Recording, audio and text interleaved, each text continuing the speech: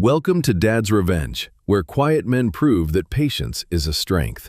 Each story here is about a father who is underestimated, disrespected, or betrayed by the very people who should be protecting him, and how that father finds his own way to mend things.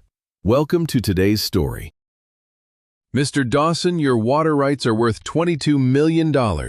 Kellen Stokes said it the way a man reads a weather report, flat and unhurried, like the number weighed nothing at all.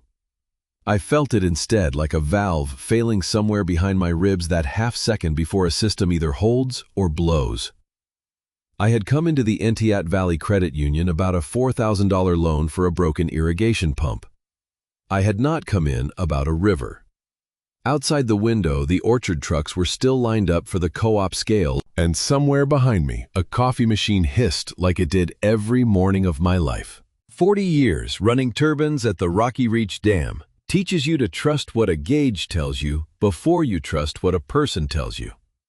So when Nia Little slid my loan paperwork under the glass that morning, I was not watching her face. I was watching her hands.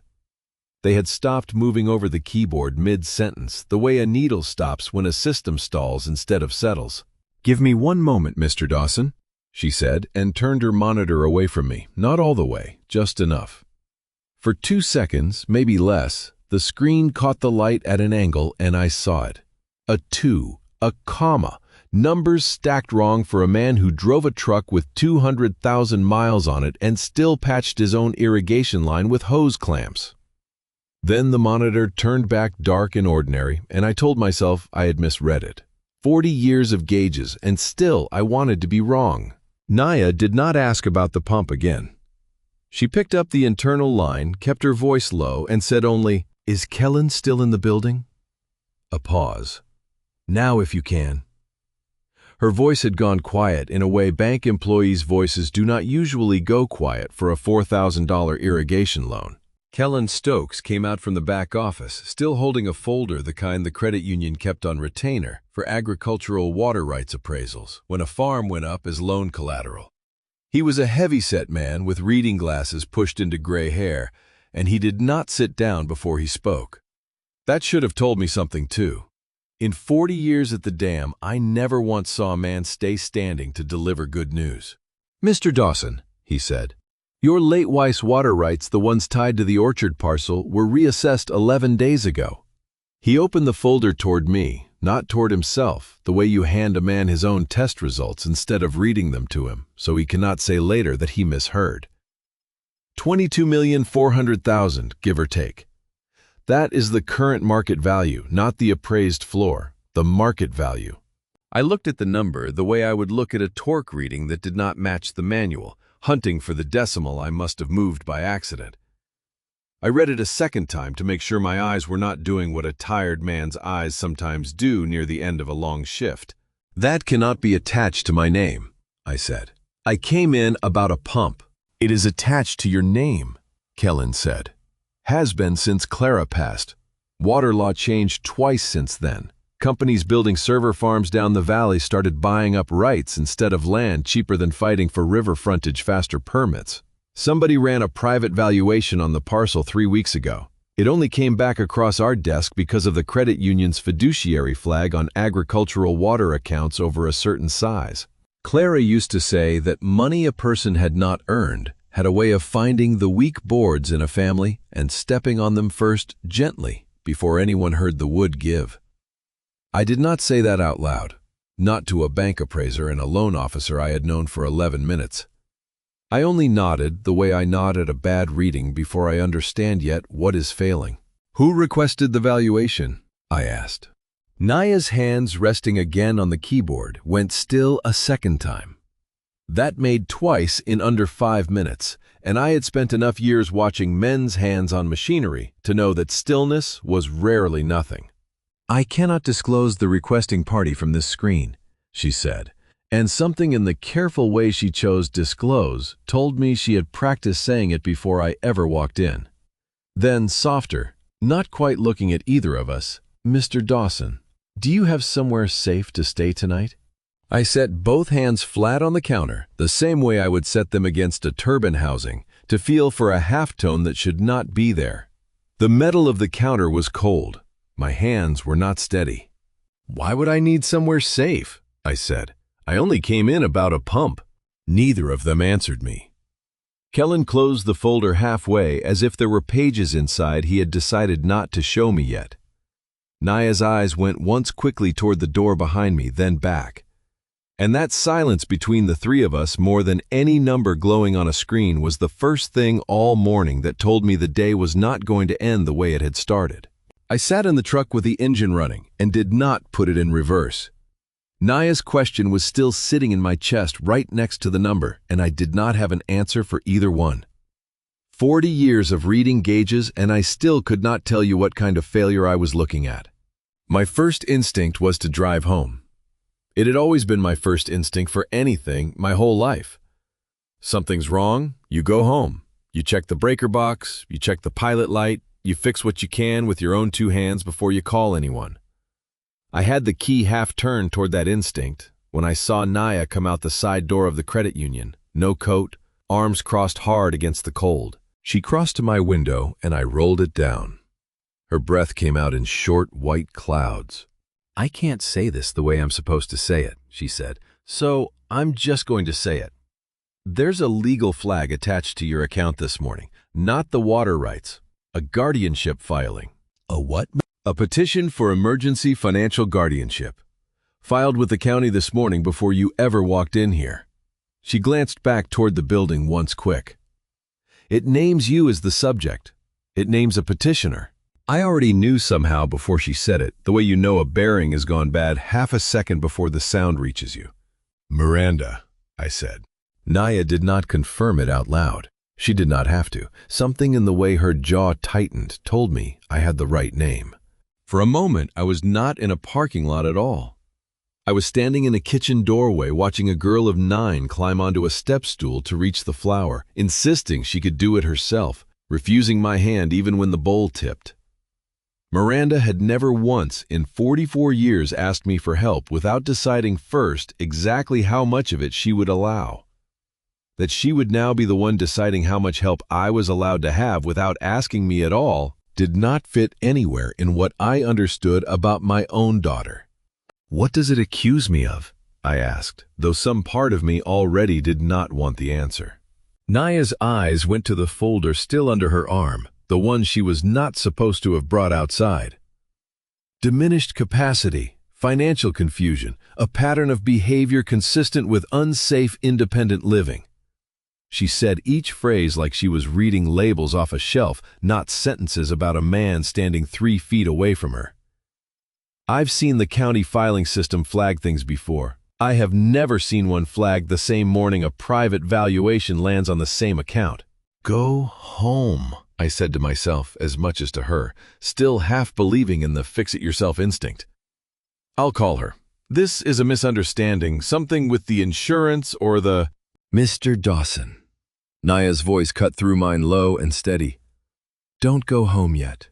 Not until you talk to someone who isn't me." I sat there a long moment with the heater ticking and my hands still not right on the wheel. Then I found my phone and scrolled to a number I had not dialed in almost 3 years. Jeffrey Preston answered on the second ring, the way lawyers who still remember your late wife's name always seem to. "Oscar," he said. "It's been a while.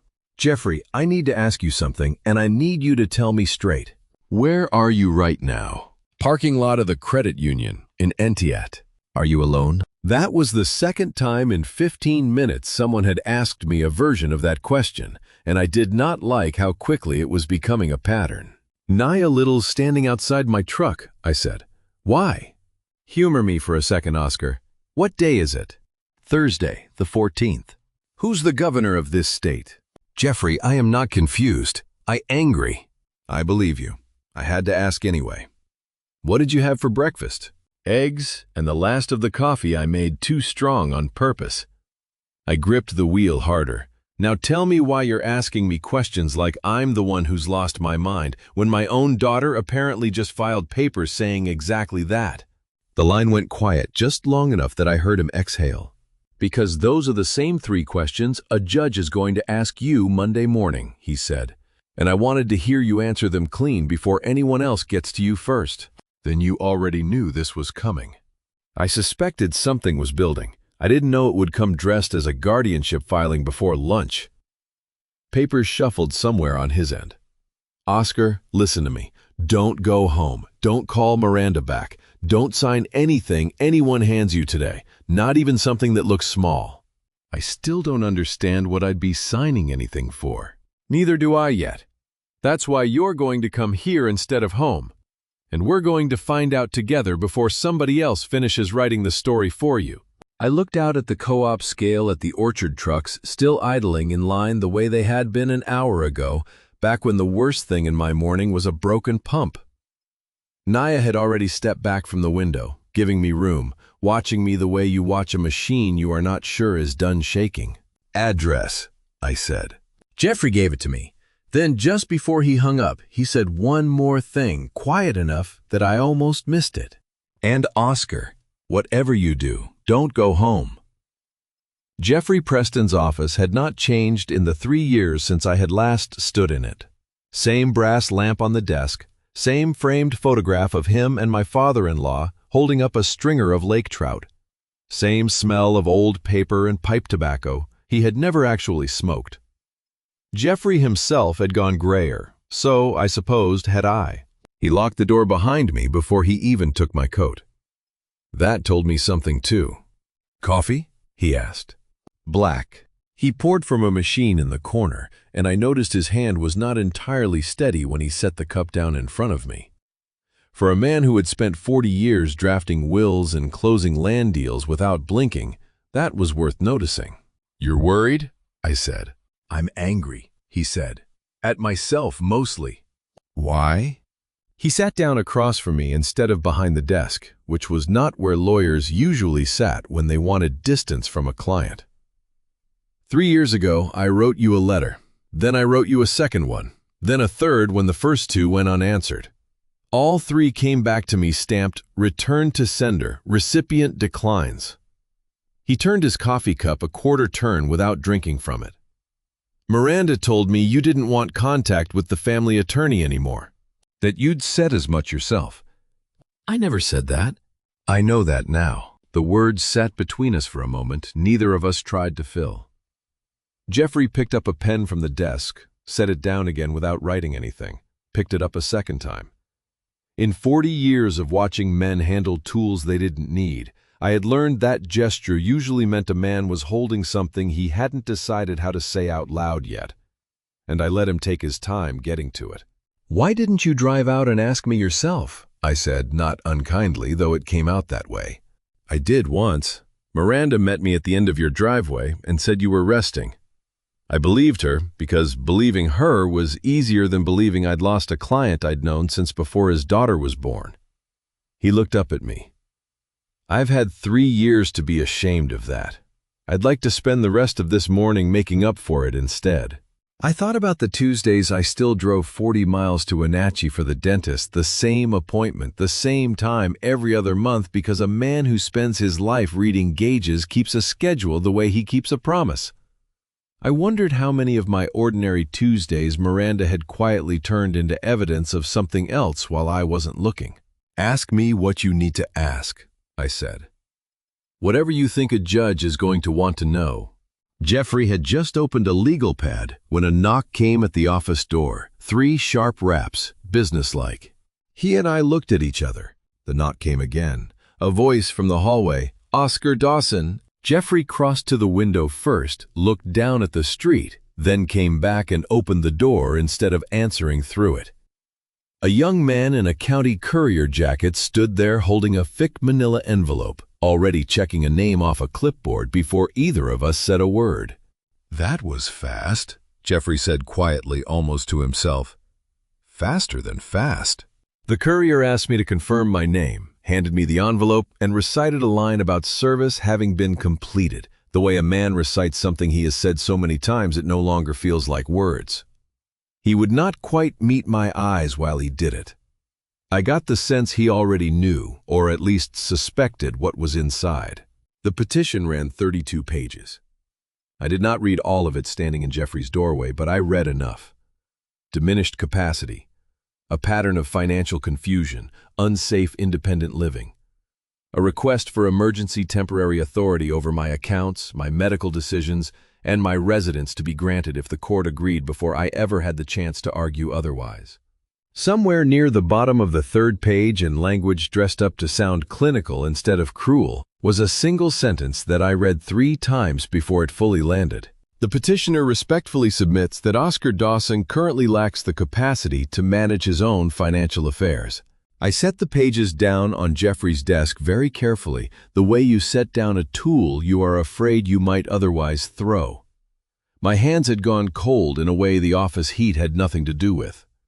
40 years of shift work had taught me to read a bad number without my face changing, and I used every one of those years now because whatever came out of me first in that room needed to be something steadier than what I actually felt. 32 pages, I said, to tell a judge her father can't be trusted to run his own life. Jeffrey closed the door, turned the lock again, and sat back down across from me. The hearing's Monday morning, he said. That gives us 4 days to prove every word of this wrong in front of a judge who has never met either one of you and who will start out believing the daughter because that is how these hearings almost always start. I looked down at my own hands. The same hands that had reset 100 failed turbines without a single wrong move, and understood for the first time that none of that experience was going to count for anything in a courtroom on Monday, unless we could prove it in language a stranger would believe. Jeffrey flipped past the petition's opening pages to the exhibits stapled at the back, running his thumb down a stack of supporting letters until he stopped at one printed on letterhead I didn't recognize. "Here," he said, "this is the one that matters most. A medical evaluation dated the 2nd Tuesday of last month stating you presented with, and I'm quoting, signs consistent with early cognitive decline requiring closer supervision." I've never seen that letterhead in my life. That's not the part I want you to look at. He turned the page toward me and tapped the date printed at the top. This. Tell me where you were on the 2nd Tuesday of last month. I didn't have to think hard. I hadn't had to think hard about a Tuesday in 11 years. "Wenatchee," I said. "Dental checkup. Same office, same time, every other month since before Clara passed, because she used to say a man who lets his teeth go is a man who's given up on being looked at." Jeffrey was already reaching for his phone. "Do you remember which practice?" "Cascade Family Dental, 10 o'clock. I don't even have to call ahead. They text me a reminder the week before, every time, like clockwork." He had me scroll back through my own messages while he dialed the office directly, and between the two of us, we laid it out on his desk in under 4 minutes. A reminder text time-stamped 9 days before the appointment, a confirmation text the morning of, and a receptionist on speakerphone confirming, a little confused by the question, that yes, Mr. Dawson had checked in at 9:57 and left just after 11, same as always. "Would you happen to keep a sign-in log with a signature?" Jeffrey asked, her pen already moving. "We do," she said. "Physical book at the front desk, not digital. I can pull it and have it ready for you today if you'd like to come by." "I would like that very much," Jeffrey said, and for the first time since I'd walked into his office that morning, something in his voice sounded almost like relief. 40 miles from wherever this letter claimed I'd been sitting for a cognitive evaluation I had never scheduled, never attended, and never heard of until that morning. Jeffrey set the phone down slowly, the way a man sets something down when he doesn't fully trust his own hands not to slam it. "That's not a mistake," he said. "A mistake is a wrong date on a form. This is a form built around a day they thought no one would think to check." I sat with that for a moment, turning it over the way I'd turn over a part before deciding whether it was worth repairing or better replaced whole. 44 years I'd trusted my daughter's word the way I trusted a gauge that had never once lied to me. It had not occurred to me not once that a person could learn to read exactly which numbers a man like me would never think to verify, and build a case entirely out of the ones he wouldn't. "Then let's prove it can be checked." "We will. Monday." He was already writing on the legal pad faster now, but I want more than a dental receipt walking into that courtroom with us. I want to see your house today in daylight exactly as it sits. Not because I doubt what I'll find, because the judge is going to hear a version of your home that doesn't match the one you actually live in, and I want photographs that argue back. We drove out separately, my truck ahead of his sedan, and turned up the gravel lane past the orchard rows Clara's grandfather had planted 3 generations before either of us was born. The trees stood bare-branched and orderly in the cold, the way they'd stood every November of my life, and for a moment none of it looked like a house a court might soon call unsafe. It looked like the only place I had ever wanted to be. A second vehicle was already parked near the pump house when we arrived, a county irrigation contractor's van with the name Pham & Sons stenciled on the side. I called ahead, Jeffrey said, catching my look. If your irrigation's been acting strange the way you mentioned, I wanted eyes on it before Monday, not after. Bryce Pham met us at the pump house door, toolbox already open on the ground beside him, a wiry man who talked with his hands even when they were holding a wrench. He'd had the access panel off before either of us finished explaining why we'd called. "How long's it been running rough?" he asked, kneeling to get a better angle with his flashlight. "Couple weeks," I said. "Figured it was age. Everything out here's older than it should be, myself included." Bryce didn't answer right away. He was staring at something inside the housing, turning his flashlight at a different angle, then reaching in with 2 fingers to lift out a small brass fitting no bigger than a thumbnail. Jeffrey moved closer without being asked, the way a man moves when he senses the conversation is about to change shape. "This the main pressure regulator?" I asked, already knowing the answer before he said it, the same way I'd known the number on Naya's screen before Kellen ever spoke it aloud. "It is, and it didn't wear loose." Bryce held it up between us, turning it so the flashlight caught the clean, unmarked threading. "See here, no corrosion, no stripping. Somebody backed this fitting off by hand recently, careful enough not to damage it. This didn't just fall out on its own, sir." Jeffrey asked me to walk him through the house, room by room, while he took photographs, not because he doubted what he'd find, but because a judge on Monday was going to hear a version of my home that didn't match the one either of us was standing in. Full refrigerator, made bed, medications lined up in the organizer Clara had bought me the year my heart started needing watching. He photographed all of it, methodical as a man doing inventory before a fire, while I trailed behind him feeling more like a stranger in my own kitchen with every click of the shutter. There is a particular kind of tired that comes from watching someone document the ordinary proof of your own competence, room by room, as though your whole life needed a witness now. I did not say that to Jeffrey. I only followed him through the hallway past the closet where Clara's winter coat still hung because I had never found a reason strong enough to move it, and let him photograph a life I had until that morning never once thought to defend. It was on the kitchen table, propped against the sugar bowl, that I found the envelope. Cream-colored, heavier stock than a bill, with a return address I didn't recognize embossed across the top corner. I did not remember setting it there. I did not remember it arriving at all. Jeffrey.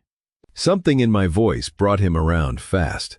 Inside was an admission packet from a place called Cascade Ridge Senior Living, 40 minutes south. The kind of glossy brochure that photographs elderly people laughing at things that don't look especially funny. I turned the pages slowly, half expecting my own name to be a mistake printed somewhere in someone else's file. It wasn't. Behind the brochure was a signed agreement reserving a private suite starting the following Monday, the same Monday as the hearing. Behind that was a receipt, a community entrance fee of $18,000, marked paid in full, drawn from an account I recognized instantly because I'd opened it myself 9 years ago, the winter after Clara died, when paying bills had become a task I could no longer make myself sit down and finish. Miranda had offered to help. I'd added her name to a household account so she could cover the utilities and the property taxes without waiting on me to find the checkbook. I had never once thought to ask what else that name on the account could reach. Jeffrey took the receipt from my hands and read it twice the second time, slower than the first. "This was paid 3 days ago," he said, "before the petition was even filed." I heard him say it, and still needed a moment before the shape of it settled. 3 days before anyone had told a court I was unsafe, someone had already decided where I would be living once the court agreed. The petition, the medical letter, the flag on my account, none of it had been the beginning of anything. It had been the paperwork built to catch up to a decision already made. I sat down at the table, the same table Clara had rolled pie dough on for 31 years, and understood for the first time that this had never been a decision made in a panic.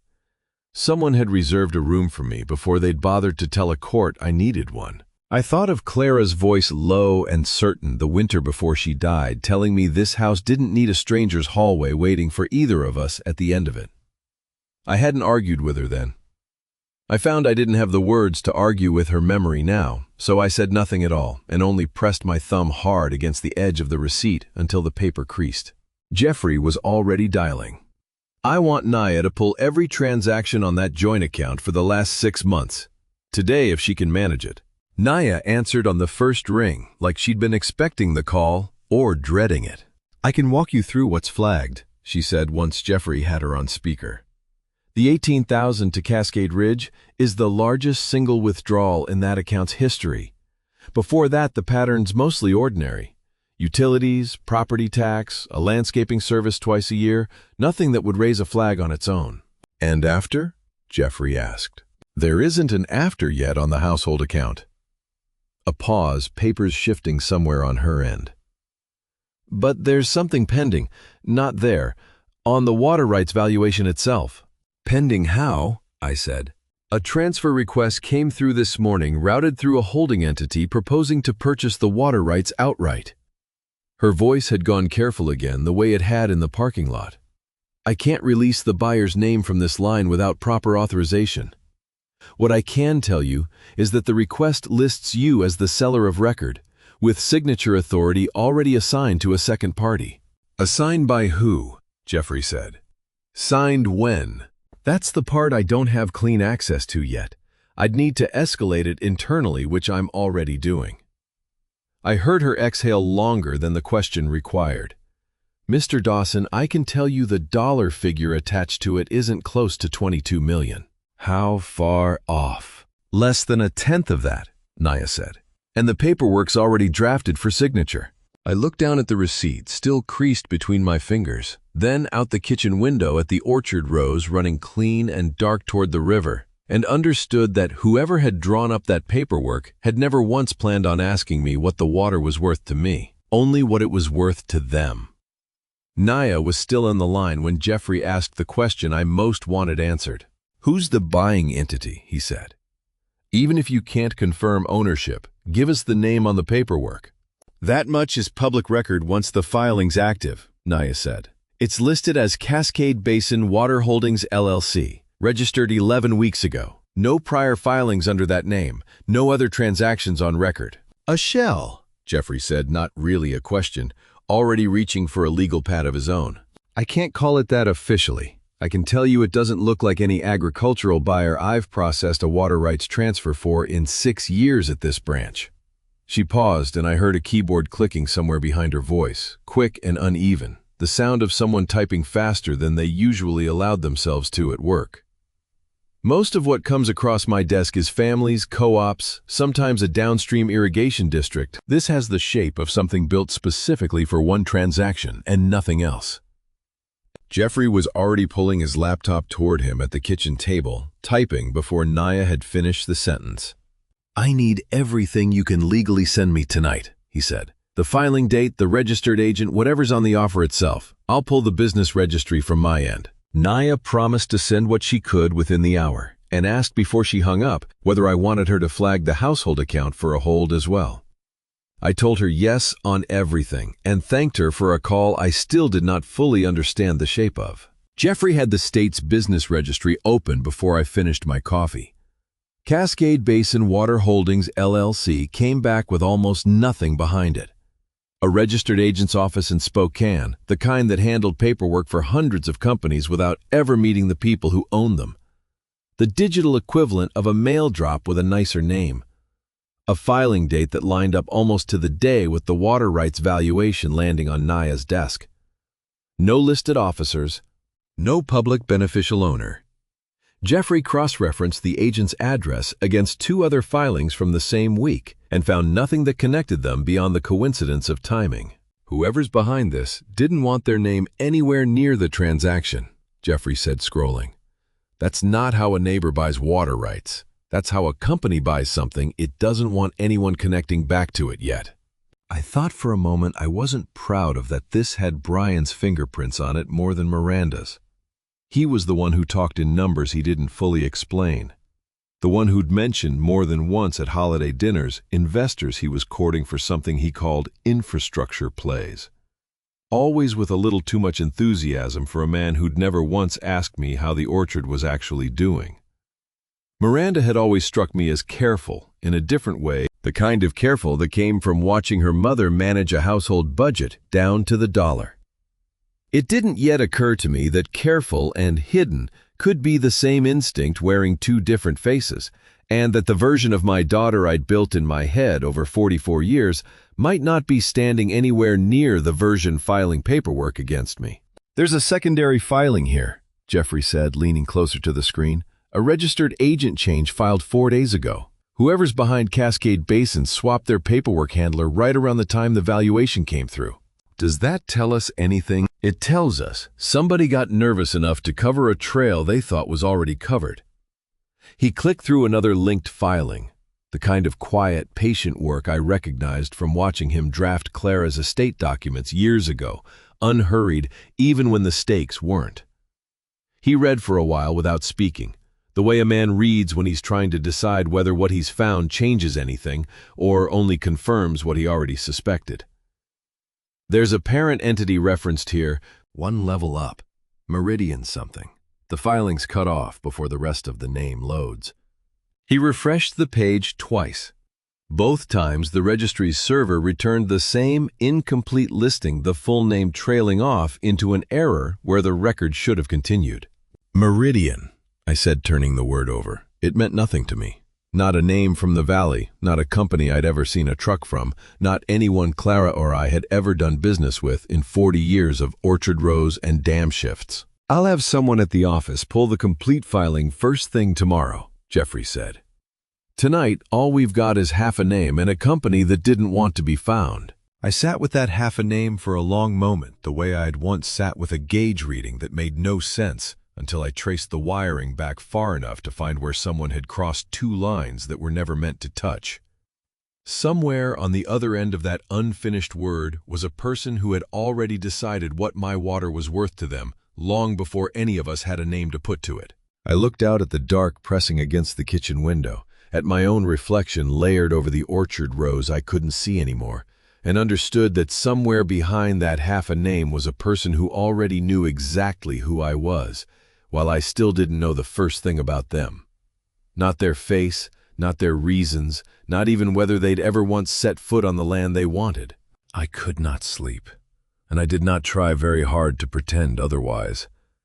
Around midnight, I put the folder Jeffrey had left with me on the passenger seat of my truck and drove out to Rocky Reach the way I used to drive out there on nights after Clara's chemo, when the house held too much silence to sit inside of. The dam sat lit up against the dark the way it always had, floodlights running down the spillway, the turbine hall humming low under my feet even from the overlook where I used to eat lunch during 3 to 11 shifts.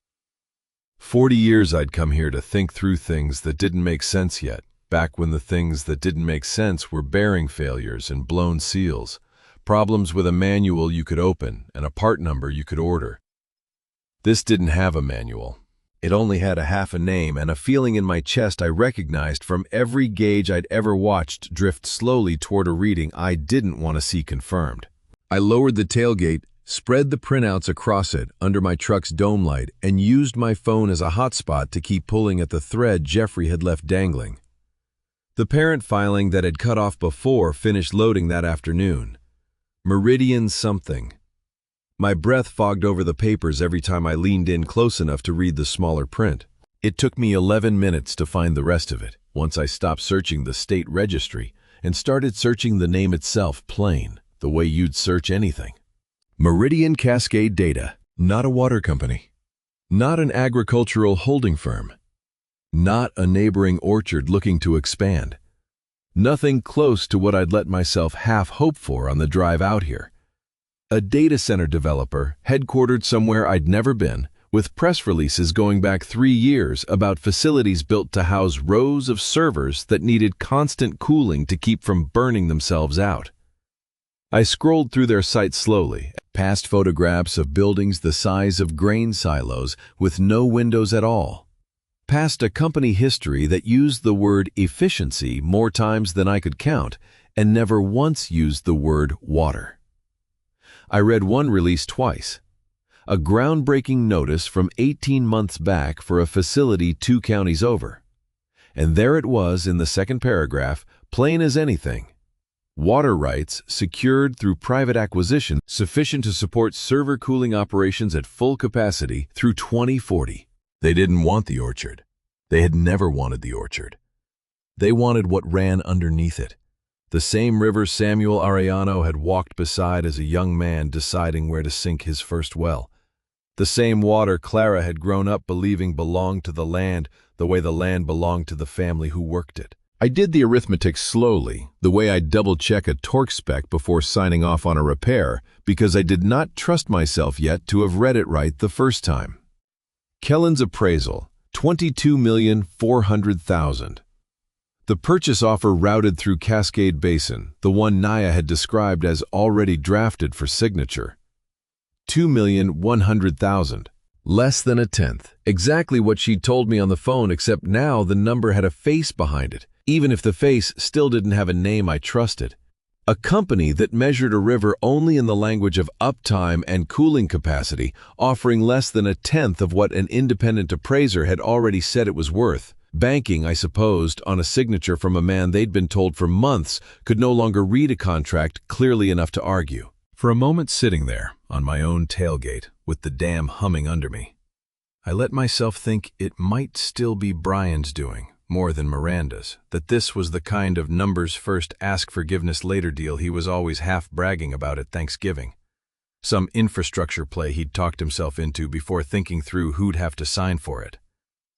I wanted it to be him.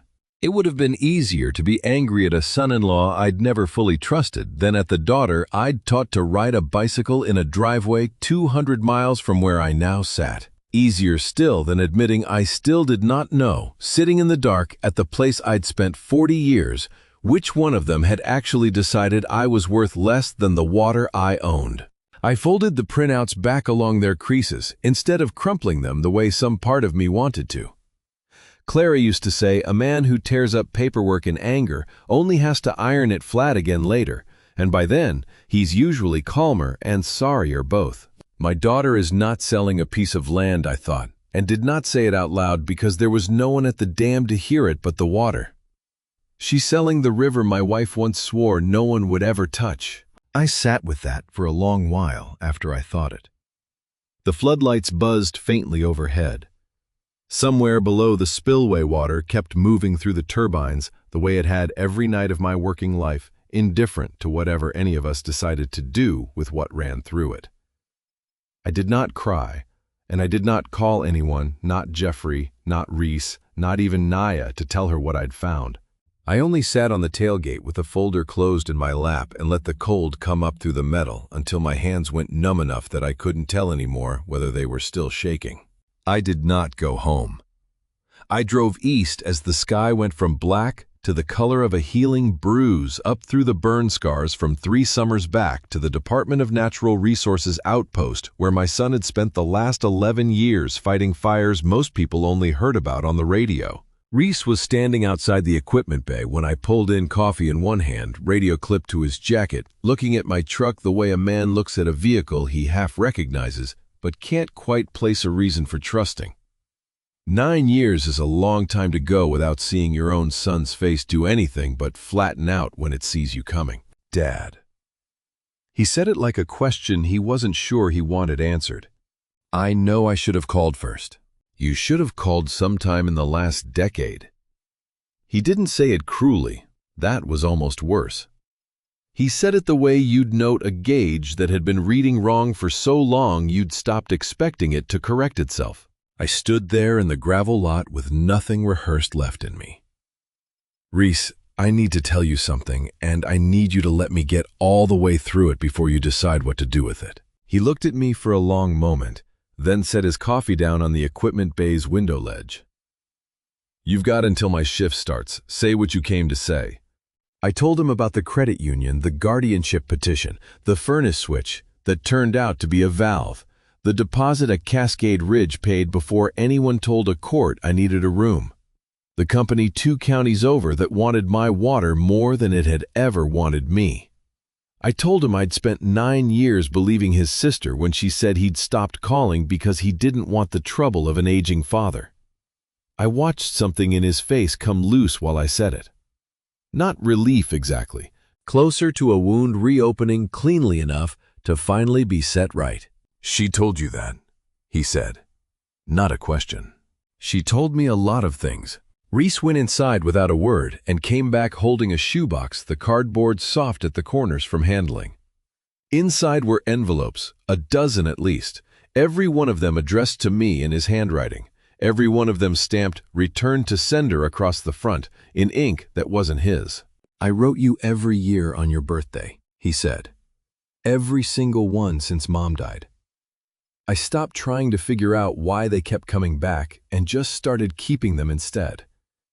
Some part of me thought maybe someday you'd want proof I hadn't given up on you even after you'd apparently given up on me.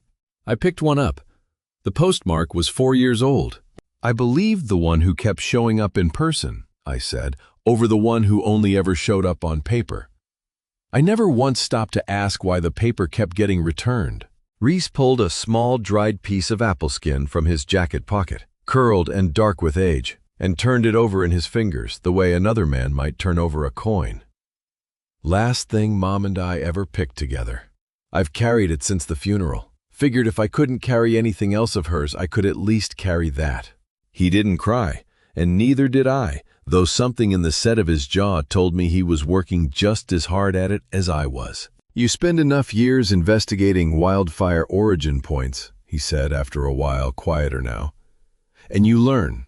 People cover their tracks in patterns. Somebody who knows what they're doing doesn't leave one obvious accelerant trail. They leave 2 or 3 small ones that all point different directions, so any single investigator chasing one thread thinks they've found the whole fire." He looked at me carefully. "What you just described to me doesn't sound like one person's fire, Dad. It sounds like more than one hand lit it." I didn't fully understand what he meant yet, not that morning, but I filed it away the way I'd file away an unusual vibration reading, certain it would matter later, even if I couldn't yet say how. Neither of us said anything for a while after that. A radio crackled somewhere inside the equipment bay, low and unintelligible, and went quiet again. Reese turned the dried apple skin over once more in his fingers before tucking it back into his jacket pocket. Careful with it, the way you'd be careful with something that had already survived longer than it should have. Out past the gravel lot, the sky had gone from bruised purple to a flat, colorless gray, the kind of morning light that doesn't commit to being anything yet. Reese went back inside and returned with a sealed envelope, thick with paper, his name and mine both written across the front in handwriting I didn't recognize at all. "Your mother gave me this the week before she died," he said. "Told me to keep it until you needed it more than you needed to be protected from it. I never opened it. I figured that was between the 2 of us." He held it out, then paused before letting go, his hand tightening on the paper for one more second. "Don't open it here. Open it when you're ready to hear whatever's in it, not before." I took the envelope. It weighed almost nothing and felt like it weighed everything. "You chose to believe the quiet one over the one who spoke up," he said. "That's not an accusation, Dad. It's just what happened. I need you to understand that before you decide to trust me again." Naya drove out to the house herself that afternoon, off the clock. Carrying a banker's box of printed statements, she said she couldn't fully justify pulling on a Friday, but had pulled anyway. Jeffrey met her in the driveway, and the 3 of us spread everything across the kitchen table, the same table where I'd found the Cascade Ridge receipt less than a day earlier, now buried under 6 months of transaction histories instead. "Here's the pattern I wanted you both to see," Naya said, sliding a highlighted printout toward the center. "Quarterly payments going back almost 2 years to an entity called Guerrero Advisory Group. Description on each one reads Elder Care Coordination Services." "I've never hired anyone by that name," I said. I didn't think you had. She tapped the total at the bottom of the column. Combined, it's just under $60,000 over 2 years, paid out of the joint household account Miranda has signing access to. Jeffrey leaned in, doing arithmetic under his breath. That's not a lawyer's retainer. That's a monthly draw dressed up to look like a service. For what service? I said. Nobody's coordinated anything for me. I coordinate my own doctor's appointments. I drive myself to the pharmacy. That's what we need documented, Jeffrey said. Every appointment you've made yourself, every prescription you've picked up without help, cross-referenced against dates this account claims someone else was managing your care. He was already writing a list on his legal pad, the ink pressing hard enough to nearly tear the page. If this holds the shape I think it holds, it isn't a coincidence. It's a paper trail built to justify itself after the fact. Naya pulled a second sheet from the box, quieter this time. There's also a pattern in the timing.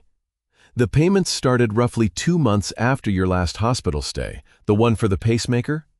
Before that, nothing under this name at all. She looked up at me. Whoever set this account up seems to have been waiting for a moment when a large medical event would make the charges look reasonable to anyone glancing at them later. I sat with that for a moment. The number, too large and too specific to be anything but deliberate, and found I had nothing left in me to say about it that wouldn't come out as either fury or grief, so I said neither. It was Naya, not Jeffrey, who noticed the envelope still sitting unopened on the counter where I'd set it that morning, my name and Reese's both written across the front. Is that from today? She asked, not prying, just seeing. From Clara, I said. Reese has been holding it since before she died, told me not to open it until I was ready to hear whatever's in it. Jeffrey set his pen down. You don't have to open it in front of us. I don't want to open it alone. I had spent 9 years believing I was managing my life fine without help, and here I was at 70, finding I couldn't even open a letter from my own wife without 2 other people in the room to catch me if it went the way I feared it might. Naya moved the finance box aside to clear a space on the table. The small, practical gesture of someone who understood this needed room of its own. Jeffrey didn't say anything at all, just waited, the way a good lawyer learns to wait when a client is about to say something that can't be unsaid. I broke the seal carefully, the way you'd open something you already suspected you couldn't reseal. Inside was a single folded page in Clara's handwriting, the same slanted, deliberate script she'd used for every recipe card and grocery list of our marriage. Steadier here than I expected for someone as sick as she'd been when she wrote it. Ray she'd written using the name only she ever used for me. If you're reading this, it means someone finally needed to know what I started keeping track of, and Reese judged you ready to hear it. I didn't trust myself to say this out loud toward the end, not with everyone watching how much I could still remember. Go to the tool shed, the old chest under the workbench, the one your father-in-law built, second drawer beneath the wrench trays. There's more there than tools, Ray. There's everything I was too tired and too afraid to say to your face. I read it twice before I trusted my voice enough to read it aloud a third time for Jeffrey and Naya both. She kept records, Jeffrey said quietly when I finished. Before she died, whatever's in that drawer, she wanted it found by someone who'd already know enough to understand it. Tonight, I said, already reaching for my coat. I'm not waiting until morning to find out what my wife was too afraid to say to my face. Naya looked toward the dark window, then back at me, something careful crossing her expression. Mr. Dawson, it's already past 9. Are you sure you don't want to wait for daylight? I thought of every night I'd told myself the same thing, that whatever needed fixing could wait until morning, until the light was better, until I felt less tired. I thought of how many mornings that patience had cost me, without my ever noticing the bill come due. No, I said. I've waited long enough on things I didn't know I was waiting on. I'm not starting that habit again tonight. I'd come with you, Jeffrey said, but the shed's yours, and so is whatever's written in that drawer. Some things a man needs to find on his own before he lets anyone else stand over his shoulder reading them. He gathered the finance printouts back into their box instead of his coat. Call me the moment you're back inside. Either of us will. Naya nodded, already reaching for her own keys. I'll come back first thing tomorrow to go through the rest of this with fresh eyes. Tonight's yours. The tool shed sat 40 yards behind the house, past the second row of Granny Smith's. Close enough that I'd walked the path 1,000 times without a flashlight, and far enough that night that I brought one anyway. Frost had already started forming on the grass, each blade catching the beam and throwing it back at me in small, cold sparks. My breath came out in front of me the whole way, and I found myself matching my steps to it without meaning to. The way you match your breathing to a task you're not sure you're ready to finish. Somewhere past the 4th row, an owl called once and went quiet, and I thought absurdly of how many nights Clara and I had walked this same path together after supper. No flashlight needed then either, because we'd known every root and rise of it well enough to trust our feet in the dark. The shed door stuck the way it always had, swollen at the bottom from 30 winters of the same weather, and I had to put my shoulder into it before it gave. Inside smelled the way it had smelled my entire marriage, machine oil and cedar shavings, and the particular mustiness of a building that had never once been heated. I found the chain for the bare bulb overhead more by memory than by sight. Clara's father's tool chest sat exactly where it had always sat, under the workbench, a squat oak box he'd built himself before either of us was born, its corners rounded, soft from decades of hands. I knelt in front of it and worked the top drawer open first, out of habit, wrenches and sockets sorted by size the way I'd kept them since the day I inherited the box. Before I remembered, the letter had said second drawer. The second drawer stuck worse than the door had. I had to work it side to side an inch at a time before it finally gave way and slid free into my hands. Beneath a folded shop rag wrapped in a plastic grocery bag gone brittle with age was a spiral notebook, the kind you'd buy at any drugstore for a few dollars, its cover soft and curled from handling. I sat back on the cold concrete floor with it in my lap for a long moment before I found the nerve to open it. The handwriting on the first page was unmistakably Clara's, though thinner than I remembered it. The letters leaning harder to the left than they used to, the way handwriting leans when the hand behind it has started needing extra effort to hold a pen steady. March the first entry read, "Started this because I don't trust myself to remember conversations exactly right anymore, and I want a record in my own words before anyone else's version of events becomes the only one left standing." I turned the page slowly, aware of my own pulse in a way I usually only noticed at the doctor's office. Miranda came by today asking about the water rights again she'd written 3 entries later. Wants to know what happens to them if something happens to me before Ray. I told her nothing happens differently. Ray inherits everything same as always, same as we agreed the year we set it up. She didn't like that answer. Said something about how Ray wouldn't know what to do with something that valuable, how it would be safer managed by someone who understood business.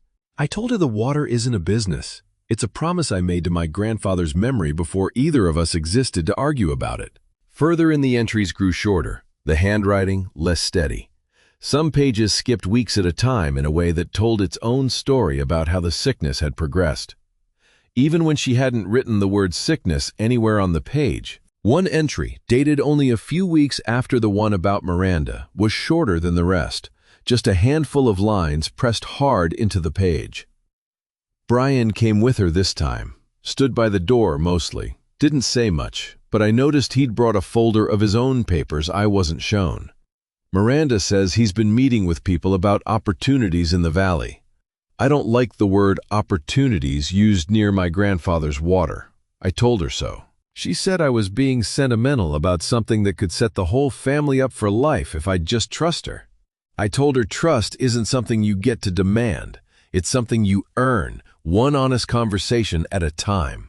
Near the back, on a page dated less than a month before she died, the writing had changed again, smaller and more deliberate, as though she'd been rationing what strength she had left for the words that mattered most.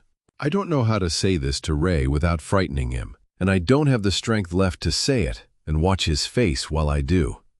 So I'll write it here instead, and trust that someday someone will make sure he finds it when he's ready. I turned the page. If you ever try to sell this water, Miranda, know that your grandfather walked this land with nothing but a shovel and a promise, and your mother inherited that promise, not a price tag. If you ever sell it out from under your father, you are not selling a piece of land. You are selling me." The handwriting on that last line wavered badly, the pen pressing unevenly into the paper, one letter dragging into the next, the way a hand drags when it's fighting to finish a thought before it runs out of whatever it's running on. I did not read the rest of the page aloud. Not to the empty shed, not to anyone. I closed the notebook slowly, the way you'd close a door on a room you weren't ready to walk all the way into yet, and sat there on the cold concrete floor with both hands pressed flat against the cover, listening to my own breathing until it finally slowed down enough to match the quiet of the shed around me. Kellen arrived a few minutes past 8, still in the same tweed jacket he'd worn at the credit union, carrying a leather portfolio instead of a folder this time. Jeffrey let him in. Naya was already at the kitchen table, a fresh box of documents beside her. "Released," she said. Now that I'd signed the authorization she'd promised the day before. The kitchen smelled like the coffee I'd started before dawn, unable to sleep past 5, my mind still circling the last page of Clara's notebook without letting me finish reading it. "This is the finalized appraisal," Kellen said, sliding a bound document across the table, the credit union's letterhead across the top, his own signature, and a notary stamp at the bottom. $22,400,000. Same figure I gave you verbally, now certified for any court proceeding that requires it. I turned the pages slowly. Comparable sales in the basin, projected demand from downstream industrial buyers unnamed but clearly implied. A methodology section I didn't fully follow but trusted the way I trusted a torque spec I hadn't personally calculated because the man who'd calculated it had never once given me a reason to doubt his numbers. Somewhere on page 4, a line noted that agricultural water rights in the basin had appreciated nearly 60% in 18 months. Driven almost entirely by industrial demand, nobody had bothered explaining to the families who actually held the rights. "I appreciate you doing this on a Saturday," I said. "I appreciate you not signing anything before I got it to you," Kellen said, and something in the flatness of his delivery told me he meant it as more than politeness. Naya had been quiet through most of this sorting, a second stack of papers with the particular focus of someone building toward something. "Mr. Dawson, I need you to look at this next document. It came through with the full Cascade Basin transfer package once compliance released it to council." She slid a single page across the table. "Financial Management Authorization," the header read, "granting limited power to negotiate and execute agreements pertaining to water rights associated with Parcel 418 Green Harbor Road, dated 4 months earlier, naming Miranda Guerrero as authorized agent." At the bottom, beneath a line of text I read twice before it fully landed, was a signature. My signature, or something built to pass for it at a glance, close enough in the loop of the O and the slant of the D that I understood immediately why nobody at the credit union had thought to question it. I sat looking at it longer than I probably needed to, the way you look at a photograph of yourself taken from an angle you've never seen before, familiar and wrong in a way that's hard to explain until you find the exact detail that's off. "I never signed this," I said. Jeffrey leaned in over my shoulder, studying it the way he'd studied the medical letter 2 days before. "You're certain?" "I'm certain." I set my finger beside the signature, not quite touching it, the way you'd point out a flaw in a weld without wanting to smudge it before someone else could photograph the evidence. 40 years, signing off on safety inspections, Jeffrey. A man learns exactly how his own hand moves. Mine crosses the D low, almost at the baseline because a foreman corrected me on it back in 1987 and it stuck. Whoever signed this crossed it high, the way most people naturally would if they'd only ever seen my name written down a handful of times, never watched the hand that wrote it. Kellen leaned in too, adjusting his reading glasses. "That's a remarkably specific detail to catch." "It's the only kind of detail I've ever fully trusted," I said. "Numbers can be arranged to say almost anything if you're patient enough. A man's hand is harder to fake convincingly if you know exactly what you're looking for." Naya was already photographing the page from 3 angles with her phone, careful not to touch the original more than necessary. This is the authorization Cascade Basin's paperwork referenced. Signature authority already assigned to a second party. The language I read you over the phone 2 days ago, this is what they meant. 4 months ago, I said mostly to myself, doing the arithmetic the way I'd done it on the tailgate at the dam 2 nights before. 4 months before the water rights were even reassessed. Before anyone had a number attached to any of this. Jeffrey sat back slowly in his chair. That means whoever forged this didn't know yet what the water was worth. They just knew they wanted the authority to sell it before anyone else found out. I looked back down at the signature one more time, at the D crossed high and wrong at my own name sitting on a document I had never once seen before that morning, and felt something settle in my chest that was colder and steadier than the shock from 2 days earlier had been. This was no longer a case of information withheld from a man who trusted too easily. This was a hand, someone else's hand, deliberately practicing the shape of mine, probably more than once, probably on scratch paper somewhere I would never find until it looked close enough to risk putting in front of people who had no particular reason to look as closely as I just had. Kellen closed his portfolio slowly, watching me the way a man watches someone absorb bad news he's grateful he didn't have to deliver himself. For what it's worth, Mr. Dawson, in 6 years appraising water rights in this basin, I've never once had to explain to an owner that someone forged his signature to authorize a sale. I hope I never have to again. So do I said, though some part of me already suspected I was hoping for something the last 2 days had already made clear wasn't coming. Miranda called Saturday afternoon, her voice arranged into the same careful warmth she'd used my whole life when she wanted something to go smoothly. Dinner, she said, just the 3 of us, a chance to talk before Monday, away from lawyers and paperwork, like a family instead of opposing parties in a filing. Jeffrey didn't like it. Naya liked it even less. But I had spent 2 days being investigated, documented, and forged on paper by people who'd never once asked me a direct question to my face, and some part of me wanted to sit across a table from my daughter and watch what she did when she thought no one was checking her work. I brought the old handheld recorder from my turbine days, the one I'd used for 30 years to log irregular readings before I trusted my memory to hold them accurately, small enough to sit flat in my shirt pocket without printing a shape through the fabric. Their house stood on a rise above the golf course, limestone facing, and a driveway wide enough for 4 cars, the kind of house that had never once needed a space heater running through a cold night. I sat in my truck for a moment before going in, running my thumb over the recorder's edge through my shirt pocket, thinking of every dinner I'd sat through at this table, believing I was simply a welcome guest, never once suspecting I was also the subject of an ongoing negotiation. Brian opened the door before I reached it too quickly, the way a man opens a door when he's been watching for headlights. "Dad!" Miranda embraced me in the entryway, one hand pressed briefly against my back in a way that would have felt natural 3 days earlier, and now felt like she was checking for something. "Thank you for coming." Dinner was roast chicken and a bottle of wine I didn't finish.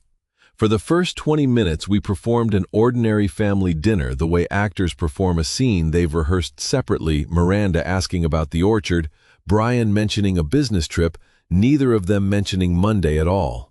I set my fork down first. "Why did you forge my signature 4 months ago, Miranda?" Her hand stopped over her wine glass. Brian's eyes went to her quick and involuntary before he caught himself. "I don't know what you're talking about," she said. "The water rights authorization. Naya has the original. Kellen's already flagged it. Whoever signed my name crossed the D wrong. I've been crossing that letter the same way since 1987. I kept my voice level, the way I'd learned to deliver bad news about a failed part without making the whole room panic. "I'm not asking whether you did it. I'm asking why." Brian set his glass down hard enough that wine climbed the side. "Miranda, let me handle this." She turned back to me, composure cracking at the edges now. "The valuation hadn't even happened yet, Dad. I didn't know what the water was worth. I just needed authority in place in case something happened to you before we could get everything organized properly." "Organized for what?" "For your protection." Her voice rose slightly. Do you have any idea what it's like, watching your father get older alone, with assets he doesn't even know he has, completely unprotected? I thought of the notebook still on my nightstand at home, of Clara's handwriting warning her specifically her years before any of this began. I did not mention it. I wanted to know how much truth Miranda would offer on her own without her mother's words pressing down on the conversation. I had a lock on my door and 40 years of good judgment, I said. What I didn't have was a daughter willing to ask me a single honest question before deciding I couldn't be trusted with my own name. Brian pushed back from the table, color draining from his face. This isn't just about protection, Miranda. Tell him. Brian. He's going to find out anyway. He's already found the signature. His hands weren't steady. Dad, there are people I owe money to. Serious money. Sports betting mostly. Some bad investments before that.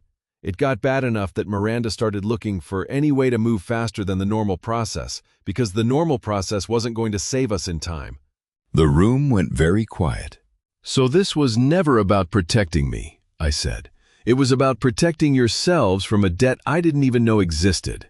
Miranda's composure finally broke all the way open. I don't have a choice. Do you understand that I don't have a choice? Nobody spoke for a long moment after that. The wine glass Brian had spilled sat forgotten, a dark stain spreading slowly across the white tablecloth, and somewhere in the kitchen, a clock I couldn't see kept ticking through the silence none of us seemed willing to break first. Miranda recovered enough to slide a folder across the table, her hands not quite steady. Simpler way through all of this, a voluntary consent agreement. You sign it tonight, we withdraw Monday's hearing, and none of this has to become a public spectacle. I opened the folder. A single page dense with language about voluntary financial oversight, my signature line waiting at the bottom. I thought of a foreman correcting a 19-year-old's handwriting on a safety form in 1987. And of a forged signature with the D crossed high sitting in Naya's evidence file. I picked up the pen Miranda offered, and I signed my name exactly the way the forger had signed it. D crossed high. Wrong, deliberately wrong. A signature that would never match a single authentic document I'd ever produced in my life. There, I said, sliding it back to her. Now it matches the other one. I thanked Brian for the chicken, and let myself out into the cold. The recorder still running flat against my chest. 30 years of careful listening finally paying for itself in a way I'd never once imagined it would. The Chelan County Courthouse smelled like every government building I'd ever set foot in. Floor wax and old radiator heat, and the wooden benches outside the probate courtroom were already half full by 8:30 Monday morning. Jeffrey had me in a borrowed tie, my one good coat, and a folder thick enough that I'd stopped trying to guess everything inside it.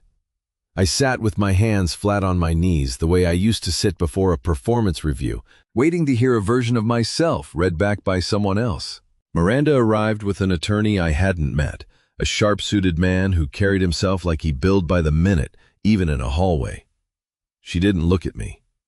Brian wasn't with her, and I found myself wondering uselessly whether that was his choice or hers. Judge Veronica Walsh entered without ceremony, a woman in her 60s with steel-colored hair pulled back tight enough to suggest she had no patience left over for anything but the facts in front of her. She read the petition summary aloud in a flat, practiced voice and asked Miranda's attorney to proceed. He opened with the hospital video, the same recording from my bypass surgery 9 years back, my voice slurred with anesthesia, calling a nurse by my late brother's name. He followed it with the furnace photograph, the thermostat reading 46 degrees, framed as evidence of a man who could no longer manage his own home safely. He spoke for nearly 20 minutes, weaving each piece of evidence into a story about a devoted family quietly absorbing the burden of a father's decline, and I had to remind myself twice that the man he was describing was supposed to be me. Mr. Dawson has moments of apparent clarity, he told the judge, but his family has quietly managed deficits for years to preserve his dignity. We're simply asking the court to formalize what's already been happening informally. Jeffrey stood when his turn came, and I watched him lay it out piece by piece the way I'd once watched a senior technician trace a wiring fault back through an entire panel until the short revealed itself. He played 11 seconds of the medical evaluation letter's date against the dental office sign-in log, proving I'd been 40 miles away at the exact hour the supposed evaluation claimed to have happened. He submitted Bryce Pham's report on the manually disconnected irrigation valve. He introduced Kellen's certified appraisal alongside the forged financial authorization, the signature's high-crossed D displayed beside a folder of my actual safety inspection signatures spanning 3 decades, sample after sample, every single one crossing the letter low. "Your Honor," Jeffrey said, "this is not a family quietly managing an aging father's decline. This is a coordinated effort to establish legal control over an asset before its value was even fully known." Then he played the recording. The courtroom went still in a way I hadn't expected a room full of strangers to go still for someone else's family dinner. Miranda's voice, thin and cracking, filled the space. "I don't have a choice. Do you understand that I don't have a choice?" Miranda's attorney was on his feet immediately, objecting to context to consent to the manner of recording. Judge Walsh allowed it anyway, noting for the record that Washington permitted single-party consent and that Mr. Dawson had been a participant in his own dinner conversation. Kellen testified next, brief and precise, confirming the appraisal figure and noting, when Jeffrey asked directly, that he had never in 6 years seen an owner's signature forged onto a water rights authorization before this file crossed his desk. Miranda's attorney tried to recover with a final argument about caution about the size of the estate, about how quickly circumstances could still deteriorate for a man my age living alone. Judge Walsh listened without expression, made a note, and called a 15-minute recess before returning to deliver her ruling from the bench. She found insufficient evidence to support permanent guardianship. She found, in her words, troubling and specific indications of financial irregularity requiring immediate independent oversight. She denied the petition for permanent authority. She appointed a temporary professional guardian, a woman named Leah Underwood, for a period of 14 days, limited strictly to reviewing major financial and medical decisions with full authority, otherwise remaining with me. She froze all transactions on the water rights account above $10,000, effective immediately, pending further investigation. "This court takes elder financial exploitation seriously," she said, looking briefly toward Miranda's side of the room before returning her attention to her notes. 14 days should be sufficient time to determine whether further action is warranted. Miranda's attorney began to object to the freeze order's scope, something about undue hardship on ongoing business arrangements, but Judge Walsh cut him off with a single raised hand and moved directly to signing the order. I watched Miranda's face while her attorney argued, watched something behind her composure calculate and recalculate, the way I imagined a person might look when a deadline they'd been racing toward had just been legally moved out of reach. Jeffrey's hand found my shoulder once, briefly, as we stood. Outside in the hallway, the cold air from the open courthouse doors hit us both at once, and for the first time in 4 days, I let myself believe the ground under me might actually hold. My phone rang before we reached the parking lot. Miranda's name lit up the screen, and beneath it, for reasons I couldn't yet explain to myself, my hand was already shaking before I'd even answered. Jeffrey glanced at the screen, then at me, and said, nothing only slowed his steps enough to stay within arm's reach. "Dad, you have to talk to your lawyer." Miranda's voice came out fast and thin, none of the careful warmth left in it now. "The freeze is going to kill the Meridian deal. If it doesn't close by Friday, we lose the deposit, and the whole arrangement falls apart." "Then it falls apart," I said, and hung up before she could answer, my hand finally steady now that the call was actually happening instead of just threatening to. Jeffrey didn't ask what she'd said. He didn't need to. He'd spent enough years reading my face across a desk to know exactly which kind of call had just ended. And he only nodded once, the way a man nods when a prediction he wasn't happy about turns out to be accurate anyway. By Wednesday, a local television van had parked itself across the road from my driveway, close enough that I could see the reporter checking her makeup in the side mirror before she got out. The story ran that evening under a headline calling me a Valley retiree at the center of a family capacity dispute built almost entirely, as far as I could tell, From a statement Miranda's attorney had emailed the newsroom directly. It described her as a devoted daughter forced to take difficult action to protect an aging, isolated father. It mentioned my hospital confusion 9 years back. It did not mention the forged signature, the disconnected valve, or the recording a judge had allowed into evidence 2 days earlier. I read the comments beneath the article once against Jeffrey's advice and regretted it within the first 3. Strangers who had never met either one of us had already decided which version of the story to believe, most of them landing on the version that required the least imagination, an old man too proud to admit he needed help, a daughter doing her difficult duty. Nobody wrote anything about a forged D crossed high on a document I'd never seen. Naya called to say 2 of her coworkers had asked her carefully whether she thought I was really as sharp as everyone assumed. The Rail Museum director, a man I'd volunteered under for 11 years, called to suggest I take some time away, just until things settled. His voice apologetic the whole time, the way a man sounds when he's choosing comfort over loyalty and knows it. Reese drove out Thursday afternoon, still in his DNR jacket, and stood in my kitchen reading the article on his phone, with his jaw set hard enough that I could see the muscle working. He read it twice before he set the phone face down on the counter, the way a man sets down something he doesn't want to keep looking at. "This isn't just sloppy reporting," he said. "It's structured. Somebody fed this reporter specific language, specific framing, all of it aimed at making the guardianship look reasonable in hindsight, even after a judge already rejected it." Miranda's attorney, probably. Maybe. He kept scrolling, frowning at something. "But I keep thinking about what I told you at the station, about accelerant patterns." He set the phone down. "Dad forging a signature takes patience and a little skill. Setting up a shell company takes legal knowledge most people don't have on hand. Getting a fake medical letter through a licensing board takes contacts inside a system that doesn't let outsiders in easily. That's not one overwhelmed daughter improvising under pressure. That's someone who already knew exactly which doors to knock on." I thought about that while Reese made coffee neither of us really wanted, just something to do with our hands. It matched a shape I hadn't let myself look at directly yet, the sense that everything moving against me had moved with a little too much confidence for 2 people learning as they went. 40 years of reading gauges had taught me that a system rarely fails in exactly one place, unless something outside the system pushed it there deliberately. And I found myself standing in my own kitchen, starting to wonder for the first time who else might have had a hand pressed against the valve. Later that evening, a knock came at the door. Harlan Voss, my neighbor 2 properties down. A retired county road crew supervisor who'd lived on this stretch of river longer than I had. Stood on the porch with a casserole dish he clearly hadn't cooked himself. "Saw the news," he said, handing it over. "Figured you could use a meal that wasn't made by a stranger with an angle."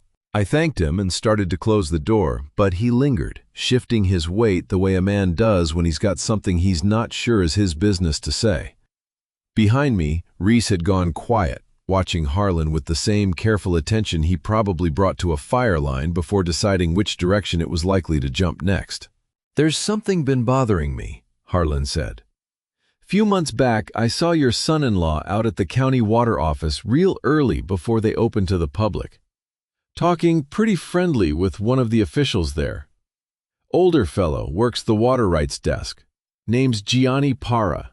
The name meant nothing to me yet, but Reese, standing behind me in the doorway, went very still. "Parra," Reese said quiet. "Dad, if that's the same official who signed off on any part of your account flags, that's not 2 people acting alone anymore. That's a third hand in the fire." He looked past me at Harlan, then back, something settling into place behind his eyes. "And a third hand means somebody's been building this a lot longer than 4 months. Jeffrey called Friday morning before I'd finished my coffee, and I could tell from the first word that whatever he'd found wasn't going to move things forward. "Gianni Parra died 11 months ago," he said. "Heart failure, according to the obituary. Worked the water rights desk at the county for 26 years before he retired 6 months before he passed." 11 months. I repeated, doing the arithmetic the way I always did now, comparing dates against dates the way I used to compare readings against manuals. Before the forged authorization, before any of this that we know about. Which means whatever relationship he had with Brian, or with anyone else involved, we can't ask him about it directly. We can subpoena his old employment records, his emails if the county kept them, but a dead witness doesn't testify, Oscar.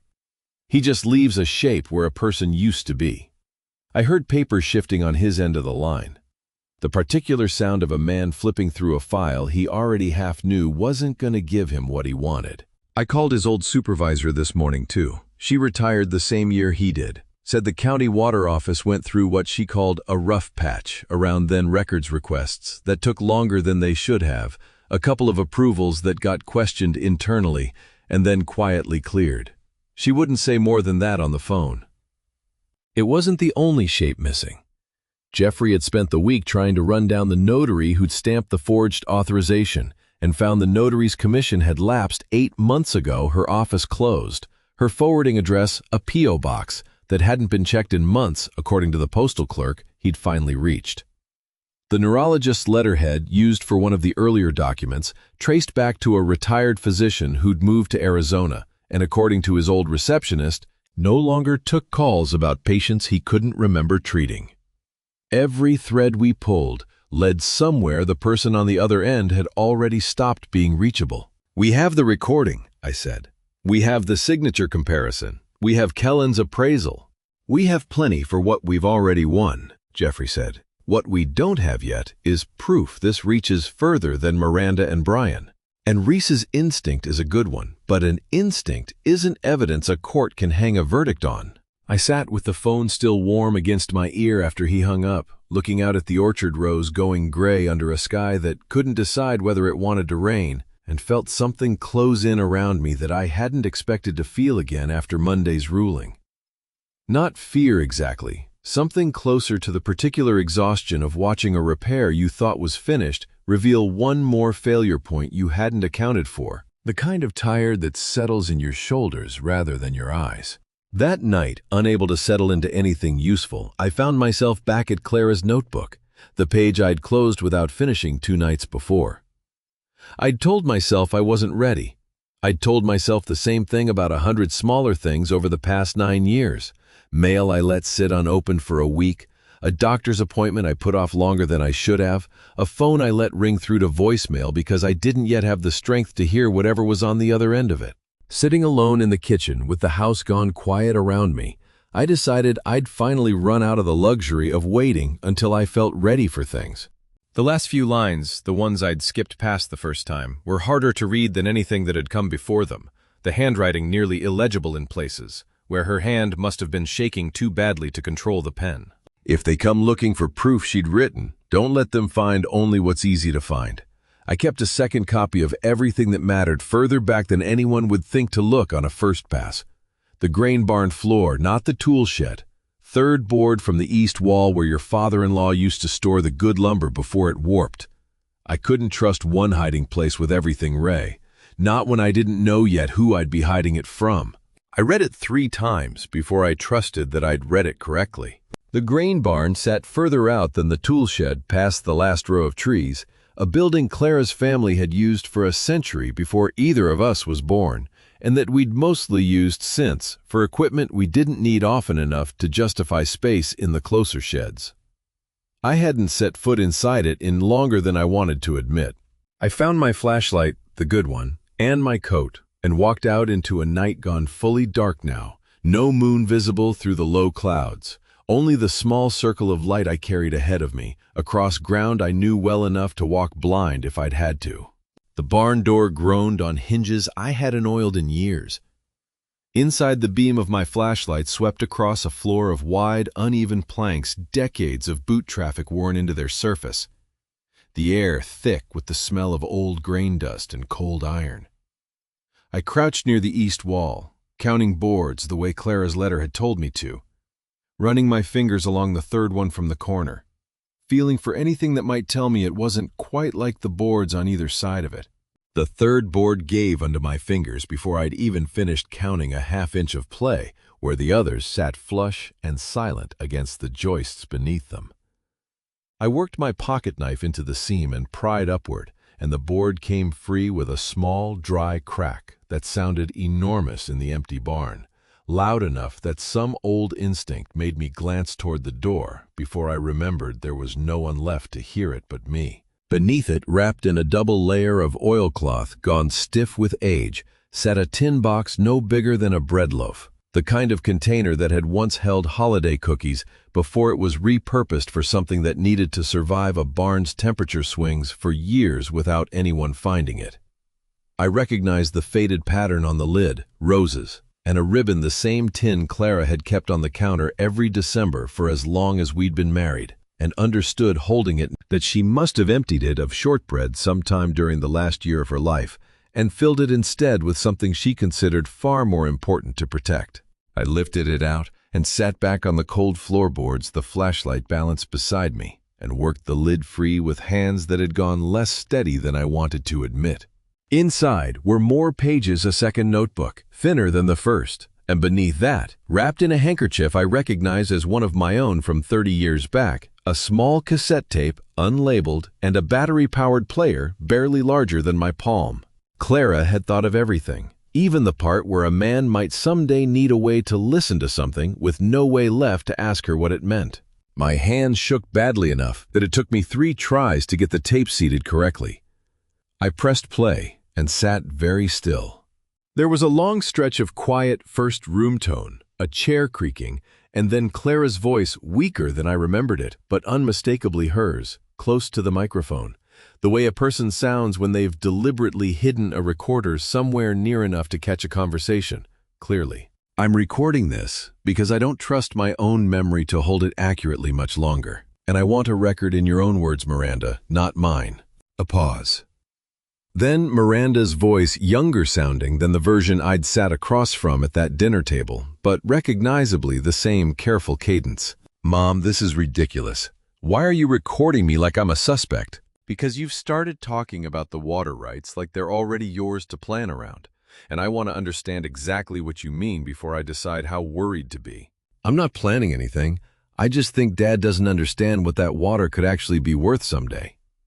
Brian has a friend who works water rights at the county, somebody named Gianni, and he says agricultural rights in a basin like ours could triple in value if the right kind of buyer ever came looking. I just think somebody in this family should be thinking that far ahead, instead of pretending Grandpa's promise means we have to sit on an asset forever. And if I say no, if I say the water stays exactly where your grandfather put it in your father's hands for his whole life, no plans, no buyers, no somebody named Gianni, then I guess we'd have a problem, Mom. Because I don't think Dad's the right person to be making that decision alone forever. Not after everything you've had to manage these last few years. He's not built for numbers like that. You know that better than anyone.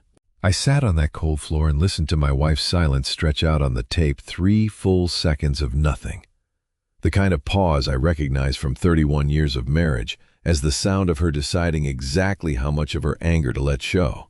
Then finally her voice, again quieter now and harder than I had ever once heard it aimed at either of our children. If you ever use my death, or your father's grief, or anyone's weakness to take something that was never yours to take, I will make certain there is a record of exactly who you are, Miranda. Not who you tell yourself you are. Who you actually are in your own words on this tape, for as long as it takes someone to need it.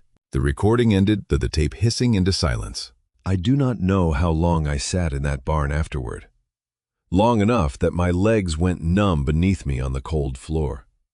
Long enough that the flashlight beam had drifted to rest on nothing in particular, a blank stretch of wall, while I stayed exactly where I was. The small cassette player, still resting in my open palm, my thumb pressed hard against its edge, as though I could somehow hold the sound of her voice inside it a moment longer, just by not letting go. I did not cry, though I expected I might. What came instead was quieter than that, a kind of stillness I didn't have a name for. My chest rising and falling in the cold air, my breath fogging faintly above the little machine still cradled in my hands. Somewhere beyond the barn walls, an owl called once. The same sound I'd half registered on the walk to the tool shed nights before. and I found myself listening for Clara's voice to answer it, the way I sometimes still did in the kitchen, before I remembered all over again, in the particular way grief insists on being remembered, that she never would. I did not call Jeffrey. I did not call Reese.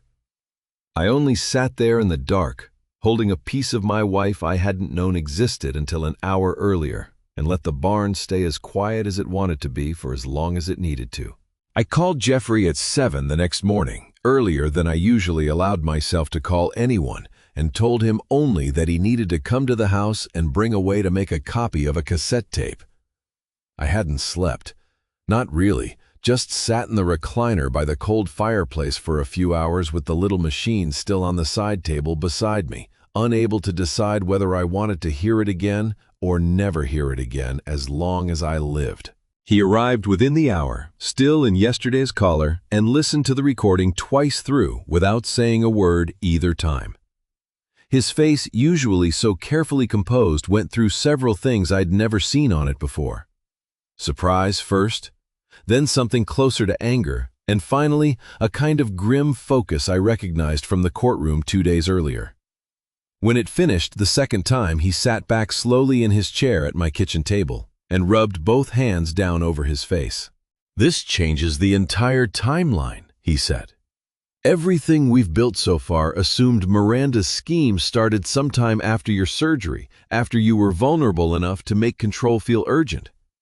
This puts her contact with Para years earlier, while Clara was still alive and still capable of stopping it. That's not a daughter who drifted into exploitation under pressure. That's premeditation with a paper trail running back further than anyone's looked yet. Can we use it? We can. Single-party consent covers this the same way it covered the dinner recording, and Clara was clearly aware she was being recorded, since she's the one who set it up. A defense attorney will fight the authentication, but between the handwriting match on the notebooks and your own testimony about where you found it, I think it holds." He was already pulling a folder of his own from his bag, one I hadn't seen before, its edges worn soft, the way a file gets when someone's handled it too many times in too short a span of days. "There's something else," he said. "I subpoenaed Gianni Para's financial records last week before we knew any of what's on that tape. County employee accounts get reviewed automatically when an elder exploitation report gets filed, and Naya's original flag triggered exactly that kind of review upstream." He laid 3 pages across the table, each one covered in the kind of dense banking language I usually let Jeffrey translate for me. 8 months before Para retired, he received a personal loan of $42,000 from an entity called Basin Legacy Consulting. Never heard of it. Registered 2 years ago. Managing member listed is Brian Guerrero. I looked at the number a long moment, the way I'd once look at a reading that finally explained a vibration I'd been chasing for weeks. "A loan," I said, "or something dressed up to look like one. There's no repayment schedule on file, no interest rate specified, no payments recorded going either direction after the initial disbursement." Jeffrey tapped the date at the top of the page. "And here's what matters most. This loan was issued 9 days before Para approved the water rights parcel for an internal reassessment flag, the exact flag that eventually triggered Kellen's valuation 11 weeks ago. He didn't just know Miranda socially, Oscar. He was paid right around the same time he took the specific administrative action that eventually made this whole scheme worth pursuing." 9 days. 9 days. Jeffrey sat back, exhaling slowly. Combine that with the tape proving contact years before that, and we're no longer looking at a daughter who panicked under financial pressure from her husband's gambling debt. We're looking at a plan with a timeline, a funded county contact, and years of patience behind it. I thought of Clara's voice on the tape, steady even as it shook, promising a record that would eventually be needed by someone. I hadn't understood, listening to it in the dark of the barn, that she'd been building toward exactly this moment. A stranger's $42,000 loan lining up against her own warning, like 2 halves of a fracture finally showing their full shape once put back together. 40 years of reading gauges had taught me that the worst failures were never sudden. They were always years in the making, visible in hindsight, to anyone who knew where to look. And I understood now that Clara had been the only one of us looking early enough to leave a trail for someone else to follow. "What happens now?" I said. Jeffrey gathered the pages back into their folder, his movements quick and purposeful in a way I hadn't seen from him since the first morning at his office. "Now I stop treating this as a guardianship dispute and start treating it as what it actually is." He looked up at me, something grim and certain settling into his expression. "I'm referring the financial records to the county's financial crimes unit today, along with a copy of that tape. This isn't a family matter for a probate judge to manage in 14-day increments anymore, Oscar. This is a criminal case, and I think it's about to become one, whether Miranda's ready for that or not." He stood gathering his bag, then paused at the door long enough to look back at me. "For what it's worth, I'm sorry you had to be the one to find that tape. Nobody should have to hear their wife's voice for the first time in 9 years under circumstances like these." I nodded because I didn't yet trust myself to say anything that wouldn't come out sounding like more than I was ready to feel. Brian showed up at my door alone late Sunday afternoon. No truck in the driveway that I could see, which meant he'd either walked from somewhere close or parked deliberately out of sight down the road. He looked like a man who hadn't slept much, better than I had. His collar wrinkled, a 2-day shadow of beard he usually kept trimmed close, and his eyes kept moving toward the tree line at the edge of my property, the way a man's eyes move when he's convinced himself someone might be watching from it. "Can I come in?" he said. "Just for a few minutes." I let him in, mostly out of the same instinct that had made me listen to Clara's tape twice through before I could stop myself. The sense that whatever came next needed hearing all the way to the end. He wouldn't sit. He stood near the kitchen window instead, glancing out toward the driveway twice in the first minute alone, the way a man checks a mirror he doesn't trust, then once more toward the road, as though Miranda herself might come around the bend at any moment and catch him standing in his father-in-law's kitchen. "Jeffrey filed something with the county yesterday," he said. "Financial crimes. Miranda's attorney called me about it this morning, told me not to talk to anyone, especially not you, until we've all got separate counsel. But you came anyway, because if I wait for a lawyer to tell me the smart thing to do, I'll end up doing whatever protects her instead of what's actually true. I've been doing that for 2 years now, and I'm tired, Oscar. I'm so tired." His phone was off, I noticed, not just silent, the screen dark, in a way that meant he'd powered it down entirely. And it occurred to me that a man doesn't turn his phone all the way off, unless he's afraid of exactly who might be tracking where it pings from. "I owe about $110,000. He said the words coming out fast now, like he'd rehearsed the number so many times in his head that saying it out loud had become easier than holding it in.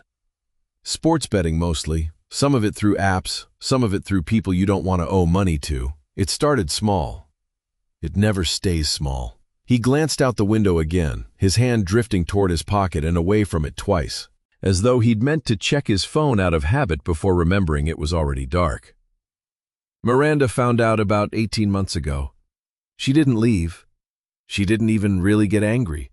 She just started asking questions about your water rights instead, like she'd been keeping the idea in a drawer somewhere for exactly this kind of emergency." "The loan," I said. "Basin Legacy Consulting." His face went pale. "You know about that?" "Jeffrey does, which means the Financial Crimes Unit does too by now." Brian sat down heavily, then all the standing gone out of him at once. "That was my idea, not hers. I set up the company. I found Para through a guy I know from the betting world, someone who mentioned Para liked easy money and had access to records that could make problems disappear quietly. Miranda didn't love the idea, but she didn't stop it either. By then, I don't think she was capable of stopping much of anything I asked for." He reached into his jacket and set his phone on the table, still dark, and slid it toward me. His hand shaking badly enough now that the phone rattled once against the wood before settling. "There's a text thread on there once you power it up, between me and Miranda back in October. I told her the irrigation valve idea, that if the house looked unsafe enough on paper, it would help the guardianship filing move faster. She didn't tell me not to do it. She told me not to get caught, and then she told me to make it look reversible so nobody could call it real damage." His hand shook slightly as he pulled it back from the phone, and he pressed it flat against his own knee, as though he could hold it steady by force. "I did it myself, Oscar. Not a contractor. Just me and Allen Wrench in 20 minutes on a Thursday morning while you were at the museum." I looked at the dark phone sitting on my table, at the man across from me who looked less like a villain now than like someone who'd been drowning for 2 years and had finally stopped pretending he could swim. "Why tell me this now?" I said. "Why not just take the deal your lawyer's probably already offering you?" Brian looked toward the window one more time, then back at me. Something in his face settling into an expression closer to grief than fear. "Because she's not doing this for the money, Oscar. Not really. She's doing it because she's terrified of losing control. And somewhere along the way, she decided the only way to feel safe was to make sure nobody around her had any control left either. That's exactly what she's been doing to you this whole time. I just happened to be close enough to watch it happen to me first." He stood to leave, then pausing at the door the way Jeffrey had the day before, one hand on the frame. "I'm going to my lawyer's office after this. I don't know what happens to me next. I just needed somebody to hear it from me before Miranda decided which version everybody else got to hear." 2 weeks after I first walked into the credit union asking about a pump, I walked into a courtroom twice the size of the one from the temporary hearing, every bench filled and overflow crowd standing along the back wall, despite Judge Walsh's order barring cameras from the room. Word travels fast in a valley this size once financial crimes gets involved. And by the look of the crowd, half the county had found a reason to clear their mourning for it. Miranda sat at the defense table with 2 attorneys now instead of 1, a criminal defense specialist beside her probate counsel, both of them in the kind of dark, expensive suits that suggested billing hours neither Miranda nor Brian likely had spare cash left to cover. Brian sat across the aisle with his own separate attorney, close enough to see Miranda, but carefully, deliberately not looking at her, the 2 of them arranged in the room, now like pieces that had once belonged to the same set and no longer fit together at all. Jeffrey had me at the plaintiff's table in my one good coat, again a folder in front of him thick enough now that it needed a second binder clip to hold it closed. He leaned toward me once before the judge entered, low enough that only I could hear it. "Whatever happens in the next hour, remember, you already won the part that mattered most. The rest of this is accountability, not survival." Judge Walsh opened without preamble, noting for the record that the matter now encompassed both the civil guardianship dispute and evidence referred to the county's Financial Crimes Division, and that she intended to hear the full evidentiary record in a single proceeding, rather than splitting it across separate courts. Kellen testified, first called by the prosecution rather than by Jeffrey this time, which felt strange after 2 weeks of thinking of him as something closer to an ally than a witness. He walked the court through the appraisal methodology in the same careful, unhurried voice he'd used at my kitchen table, and confirmed under oath what he'd told me the first morning at the credit union. "In your professional opinion," the prosecutor asked, "was the offer routed through Cascade Basin Water Holdings consistent with fair market value for the water rights in question?" "No," Kellen said. "The offer represented approximately 9.5% of the certified appraisal value. And in 6 years appraising agricultural water rights in this basin, have you encountered another case where an owner's signature was forged onto a sale authorization?" "Never. Not once before this file." The forensic accountant followed a younger man with a laptop connected to a screen the whole courtroom could see, and for nearly 40 minutes he walked the room through a flowchart of money that had once lived only in scattered folders across 3 people's kitchen tables. Guerrero Advisory Group, $60,000 over 2 years, no documented services rendered. The Cascade Ridge deposit paid before any petition existed. Basin Legacy Consulting, $42,000 to Gianni Parra 9 days before an administrative flag that started the entire valuation process. Lines connecting boxes, connecting names, until the shape of it filled the whole screen at once. Undeniable in a way no single document had managed alone. I watched Miranda through most of it. She'd worn her composure into the courtroom like an actual garment, something chosen carefully that morning to project exactly the right degree of concerned daughter. But I watched it slip a little further with every new box the accountant added to his diagram, her hands folding and refolding in her lap, her eyes moving to her attorney's face more often than to the screen itself, searching, I thought, for some reaction that would tell her whether this was as bad as it looked or worse. When the accountant reached the forged authorization displaying my real signature beside the forgery, D crossed low against D crossed high, 30 years of consistent documentation against 4 months of practiced imitation, Miranda's composure finally broke all the way through. Not loudly, just a small, involuntary sound, something between a breath and a word that never fully formed, audible enough in the quiet courtroom that Judge Walsh glanced up from her notes for a moment before returning to them.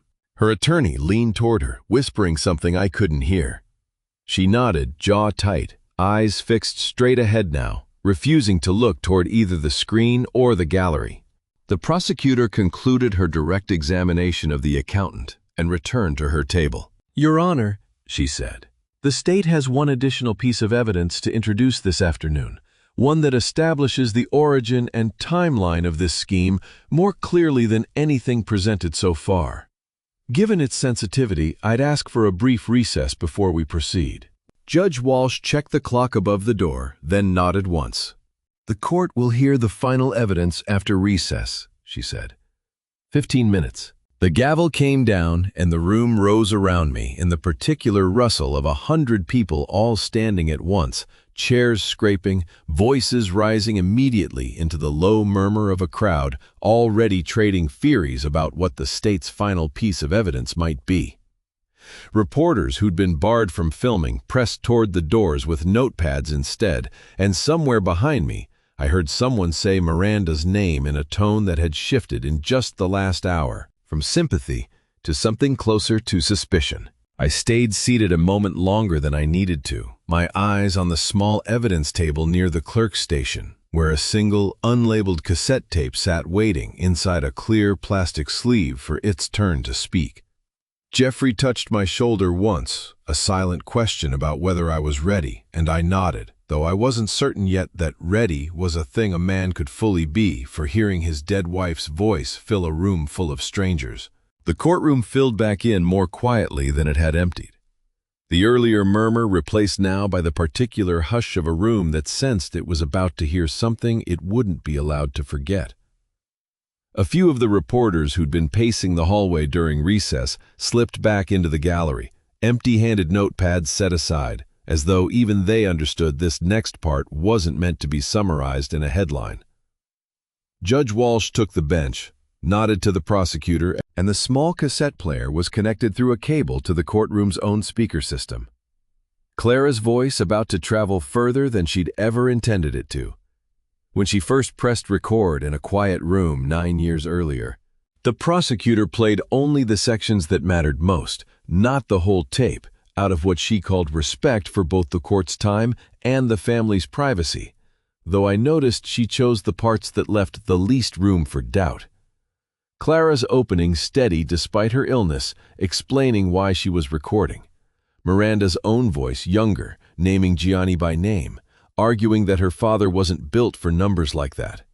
And Clara's closing, warning the promise of a record that would exist for as long as someone needed it. I did not watch the jury box because there was no jury, only Judge Walsh listening with her hands folded and her eyes fixed somewhere past the far wall. I watched Miranda instead. She sat perfectly still through her mother's voice, but when her own younger voice filled the room, something in her seemed to fold inward, her shoulders curving forward as though she could somehow make herself smaller than the sound of who she'd already admitted to being 9 years before any of the rest of this happened. When the recording ended, the courtroom held its silence a moment longer than seemed natural, the way a room does after a gunshot, waiting to see what moved first. Jeffrey called me to the stand last. I answered the ordinary questions the way I had at the temporary hearing. My work history, my routines, the pump that had started all of it. Then the prosecutor in her closing question to me asked something Jeffrey hadn't fully prepared me for. "Mr. Dawson, after everything this process has cost you, what is it you're actually asking this court for today?" I looked out at the room, at Miranda's face, turned carefully away from mine, at Brian sitting alone across the aisle, at Jeffrey's steady expression, waiting for whatever I said next. For a long time, I said, I believed that trusting someone I loved meant never checking whether that trust was being honored. I thought asking questions was its own kind of betrayal. I've learned these past 2 weeks that the opposite is true. Checking on the people you love isn't a failure of love. It's often the only way love survives long enough to matter. I'm not asking this court for revenge today. I'm asking for the chance to keep loving my daughter honestly, which means I need the truth on the record first, whatever that costs either of us. Judge Walsh made a note longer than her usual notes before calling a short recess to prepare her ruling. When she returned to the bench 40 minutes later, the room went still again in that same particular way. She found, based on the totality of evidence, clear and convincing proof that Miranda Guerrero had engaged in a sustained pattern of financial exploitation, document forgery, and bribery of a public official, beginning years before the guardianship petition and continuing through its filing. She terminated the temporary guardianship in full, restoring complete legal and financial authority to me, effective immediately. She ordered the freeze on the water rights account converted to a permanent injunction against any transfer without independent judicial review. She referred both Miranda and Brian Guerrero for formal criminal prosecution on the full range of charges the Financial Crimes Division had recommended, noting Brian's cooperation for the record, without yet determining what weight that cooperation might carry at sentencing. This court does not take lightly the exploitation of an elder by his own family, she said, looking briefly toward the defense table before returning her attention to the bench. Age does not diminish a person's right to the truth about his own life. If anything, it makes that right more urgent to protect. The gavel came down once, and the room rose around me the way it always did, chairs scraping, voices rising, the ordinary business of a courtroom clearing itself out after a decision had finally landed. I did not stand with them right away. I sat there a moment longer, my hands flat on the table in front of me, feeling something settle in my chest that wasn't quite relief and wasn't quite grief, but sat somewhere uncomfortably between the two. Jeffrey didn't rush me either. He simply stood beside the table, giving me whatever amount of time I needed before the room expected either of us to move. A bailiff moved toward the defense table to process the next steps of Miranda's case. She stood when he approached, gathering the folder in front of her with hands that weren't quite steady. And before she turned to follow him out of the courtroom, she looked back once, directly at me, across the width of the room. She didn't say anything. I don't think either of us had anything left that could be said standing that far apart in a room that public after everything the last 2 weeks had put on the record between us.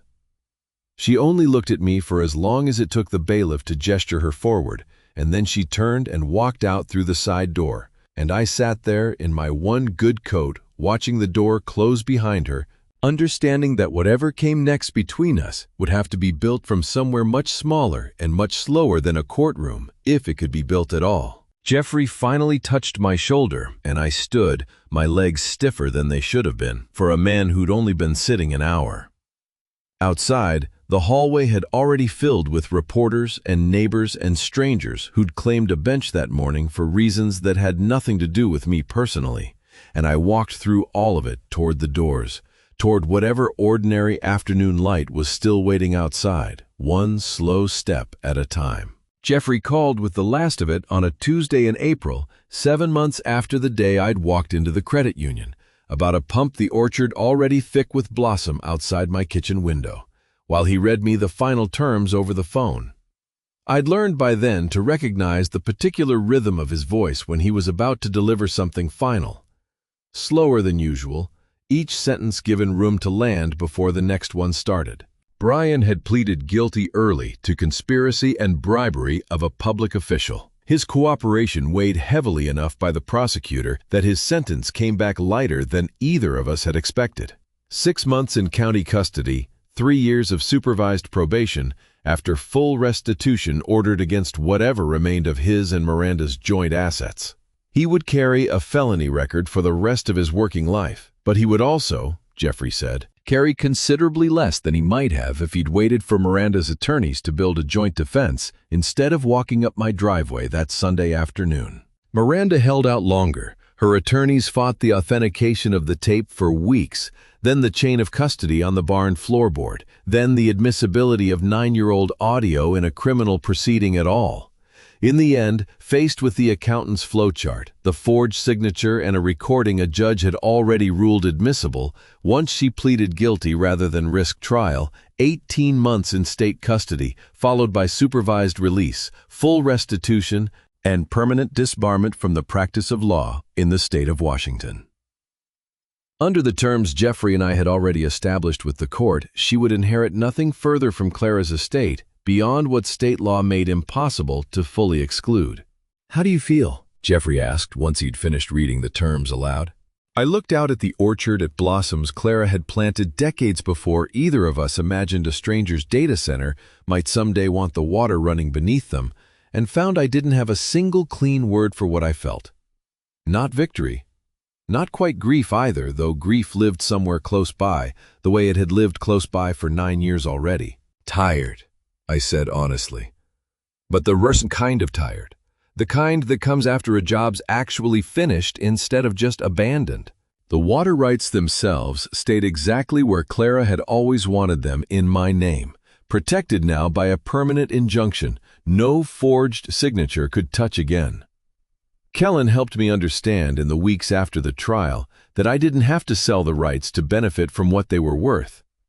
A conservation easement structured properly could generate steady income from responsible water management while keeping the river itself exactly as Clara's grandfather had intended it, safe, whole mine to protect rather than mine to liquidate. With Jeffrey's help, I used a portion of that income to establish something I called the Clara Ariano Water Trust, a modest fund aimed at exactly one purpose: paying for independent legal review, free of charge, for any elderly landowner in the basin who suspected a family member or advisor was maneuvering around their wishes the way Miranda had maneuvered around mine. Naya agreed to sit on its small advisory board. Kellen offered his appraisal services at cost for anyone the fund helped. We held a small launch gathering at the orchard in early May. Folding tables set up between the rows, Harlan Voss manning a grill he'd insisted on bringing himself, Naya and Jeffrey standing together near the pump house, comparing notes on some new case neither of them would fully explain to me. Reese came with Indy, his 8-year-old daughter, a fact I was still learning to hold comfortably in my chest after years of not knowing she existed at all. Her hair in 2 uneven braids she'd clearly done herself, a coffee tin of loose gears and screws tucked under one arm, like other children might carry a favorite doll. She'd inherited, I noticed within the first 5 minutes of meeting her properly, her grandmother's habit of studying a thing carefully before deciding whether to trust it. "Grandpa," she said, tugging my sleeve, while Jeffrey said a few brief words to the small crowd about the fund's purpose. "Is it true you found Grandma's voice in the barn?" Reese, standing close enough to hear, gave me an apologetic look, the kind that said he hadn't quite worked out yet how much of any of this was appropriate to explain to an 8-year-old, but hadn't been able to stop her from asking either. "I did," I said. "She left it there for me a long time before I knew I'd need it." Indy considered that with the particular seriousness children bring to questions adults have usually stopped taking seriously themselves. "Do you think she knew I'd exist yet when she left it?" I thought about that longer than the question probably required. "I think," I said finally, "she left it for whoever in this family still needed the truth badly enough to go looking for it. Turns out that was me. But I like thinking she'd be glad it eventually led to you standing here too." Indy nodded, satisfied with that answer, in the direct, uncomplicated way only a child manages, and went back to sorting her gears by size on the corner of the folding table, lining them up smallest to largest with the same patient focus I recognized from 30 years of watching men sort hardware before a job, while behind her, the orchard rows stood full of blossom in the late spring light, and somewhere past them the river kept moving the way it always had, indifferent to lawsuits and appraisals, and forged signatures patient enough to outlast every single one of us standing there. The old panel gauge had sat on my workbench shelf for 2 years untouched, ever since I'd carried it home from the dam the week I retired a small piece of decommissioned equipment nobody had bothered to reclaim, and I hadn't quite had the heart to throw out. Its needle had been stuck at the same reading for as long as I'd owned it, frozen somewhere between normal and warning, not telling any truth at all, just holding a position it had settled into the day the mechanism finally gave out. I used to walk past it most evenings without a second glance, the way you walk past any object that's become more furniture than function until it stops being something you actually see at all. I don't know exactly what made me pick it up that particular evening in June, 10 months now since the morning I'd walked into the credit union about a pump. Maybe it was simply that I finally had an evening with nothing more urgent pulling at it. No petition to answer, no records to review, no phone call waiting to reorganize the next several days of my life. I set it on a clean rag, worked the housing open with the same small screwdriver I'd used on 1,000 identical gauges over 40 years, and found once I got inside it that the trouble was almost embarrassingly simple. A single spring corroded through at one end, no longer able to pull the needle back to zero the way it was built to. I had a replacement spring in a drawer of parts I'd been meaning to sort through since before Clara died. It took less than 10 minutes to seat it properly to close the housing and test the needle with light pressure from a hand pump I kept for exactly this kind of work. It swung freely now, all the way from 0 to full scale and back reading true again, after 2 years of holding a single frozen position. I sat there a while, just watching it move, testing it 3 or 4 more times, for no reason beyond the simple satisfaction of watching something broken work correctly again. I have spent most of my life trusting a gauge over a person's word, I thought, setting it down on the workbench at last. I understand better now why that never quite worked as a whole philosophy for living. A gauge only tells you what's happening in this exact instant. It can't tell you why, and it can't tell you what a person intends to do about it tomorrow. For that, eventually, you still have to trust someone. You just have to be willing to check afterward, the way I never once let myself do, until a stranger told me what my water was worth. The letter from Miranda arrived 2 days later, forwarded through Jeffrey's office the way all correspondence from her had to travel now, screened first, copied for the file, then finally handed to me across his desk in a plain envelope with my name written in handwriting I hadn't seen in months. I read it standing in his office, rather than waiting until I got home, because I'd learned by then that waiting rarely made hard things easier, only longer. She did not ask for forgiveness outright. I noticed that immediately, the careful way she avoided the actual word, as though some part of her still understood she hadn't yet earned the right to request it directly. She wrote instead about the 18 months ahead of her, about early mornings that felt endless, about finally reading through her mother's notebook, a copy Jeffrey had been permitted to share with her as part of the proceedings, cover to cover, for the first time in her life, instead of skimming the parts that suited her. She wrote about a specific line in it, the one about weak boards in a family, and said she'd read it a dozen times before she let herself admit she'd been the weak board Clara had been describing all along, not the flood that found it. She wrote that she used to believe protecting the people she loved meant deciding things for them, before they had a chance to get scared or make a mistake. She wrote that she understood now, slowly and at considerable cost, that this was never protection at all. It was just control wearing a gentler word as a disguise. She closed the letter by saying she didn't expect me to visit, didn't expect a reply, only wanted the truth on record between us, the same way I'd once told a courtroom I needed it on record before anything else could be rebuilt. I folded the letter carefully back along its creases and drove home with it on the passenger seat, the same seat where I'd once set a folder of forged paperwork on a night that felt now impossibly far away. At the house, I opened the drawer where I kept Clara's notebooks, the one from the tool shed and the one from beneath the barn floor, both resting together now in the same quiet dark. I set Miranda's letter down beside them, not on top, not underneath, just beside. 3 separate accounts of the same family sitting close enough now to finally be read against each other, honestly. I did not know yet whether I would answer her. I did not know whether answering someday would be its own kind of forgiveness, or simply its own kind of honesty. The two things I was still learning at 70 might not be as different from each other as I'd spent most of my life assuming. I closed the drawer slowly and stood there a moment longer in the quiet kitchen, the newly working gauge sitting on the workbench through the doorway behind me. Its needle resting steady now at 0, waiting patiently for whatever it would next be asked to measure. Outside the window, the orchard sat dark and settled for the night, the river running somewhere beyond it, the way it had run for longer than any of us, forgiven or unforgiven, would ever be around to witness. For most of my life, I believed that doubting someone I loved was its own kind of betrayal, a debt against the trust a family was supposed to run on. I understand now that the real betrayal was never the doubt itself. It was refusing to look closely enough to find out whether the doubt was earned. Love, I've come to understand, was never the opposite of checking. Real love, the kind that survives long enough to matter, was checking all along and having the courage to keep loving whatever the checking revealed. The gauge still sits on my workbench where I left it that night, needle resting easy at 0, waiting. Some mornings I test it anyway, just to watch it move.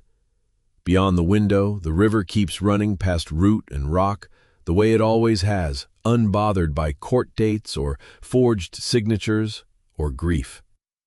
2 notebooks and a letter still rest together in that kitchen drawer, undisturbed, in no particular order, waiting for whichever one of us decides someday they're ready to be read again. I used to believe that loving someone meant never questioning them, that doubt was its own kind of betrayal against everything a family was supposed to run on. I built 70 years on that belief without ever once testing whether it was true. It took a stranger telling me what my water was worth to teach me otherwise. Real love was never the opposite of checking. It was checking all along, quietly, patiently, the way you'd check a gauge you trusted with your life, not because you expected it to fail, but because you respected it enough to make sure. If you love someone, don't confuse silence for peace, and don't confuse asking hard questions for disloyalty. Sometimes the most loving thing you can do is look closely enough to find the truth, even when part of you is terrified of what you'll find. There were nights during all of this when I didn't know how to keep going, when I sat alone in a cold barn holding my late wife's voice and didn't know how to stand back up.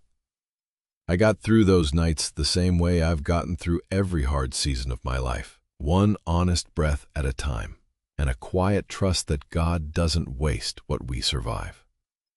I prayed more in those 2 weeks than I had in the 9 years since Clara died, not always with words.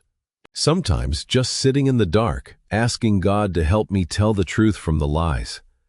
I don't know if I've fully forgiven my daughter yet, but I know God isn't finished with either one of us, and neither I think am I. So let me ask you the same question I had to answer in that courtroom. If you found out someone you love completely had been quietly deciding things for you behind your back, even while telling themselves it was love, would you have the courage to check, or would you rather not know?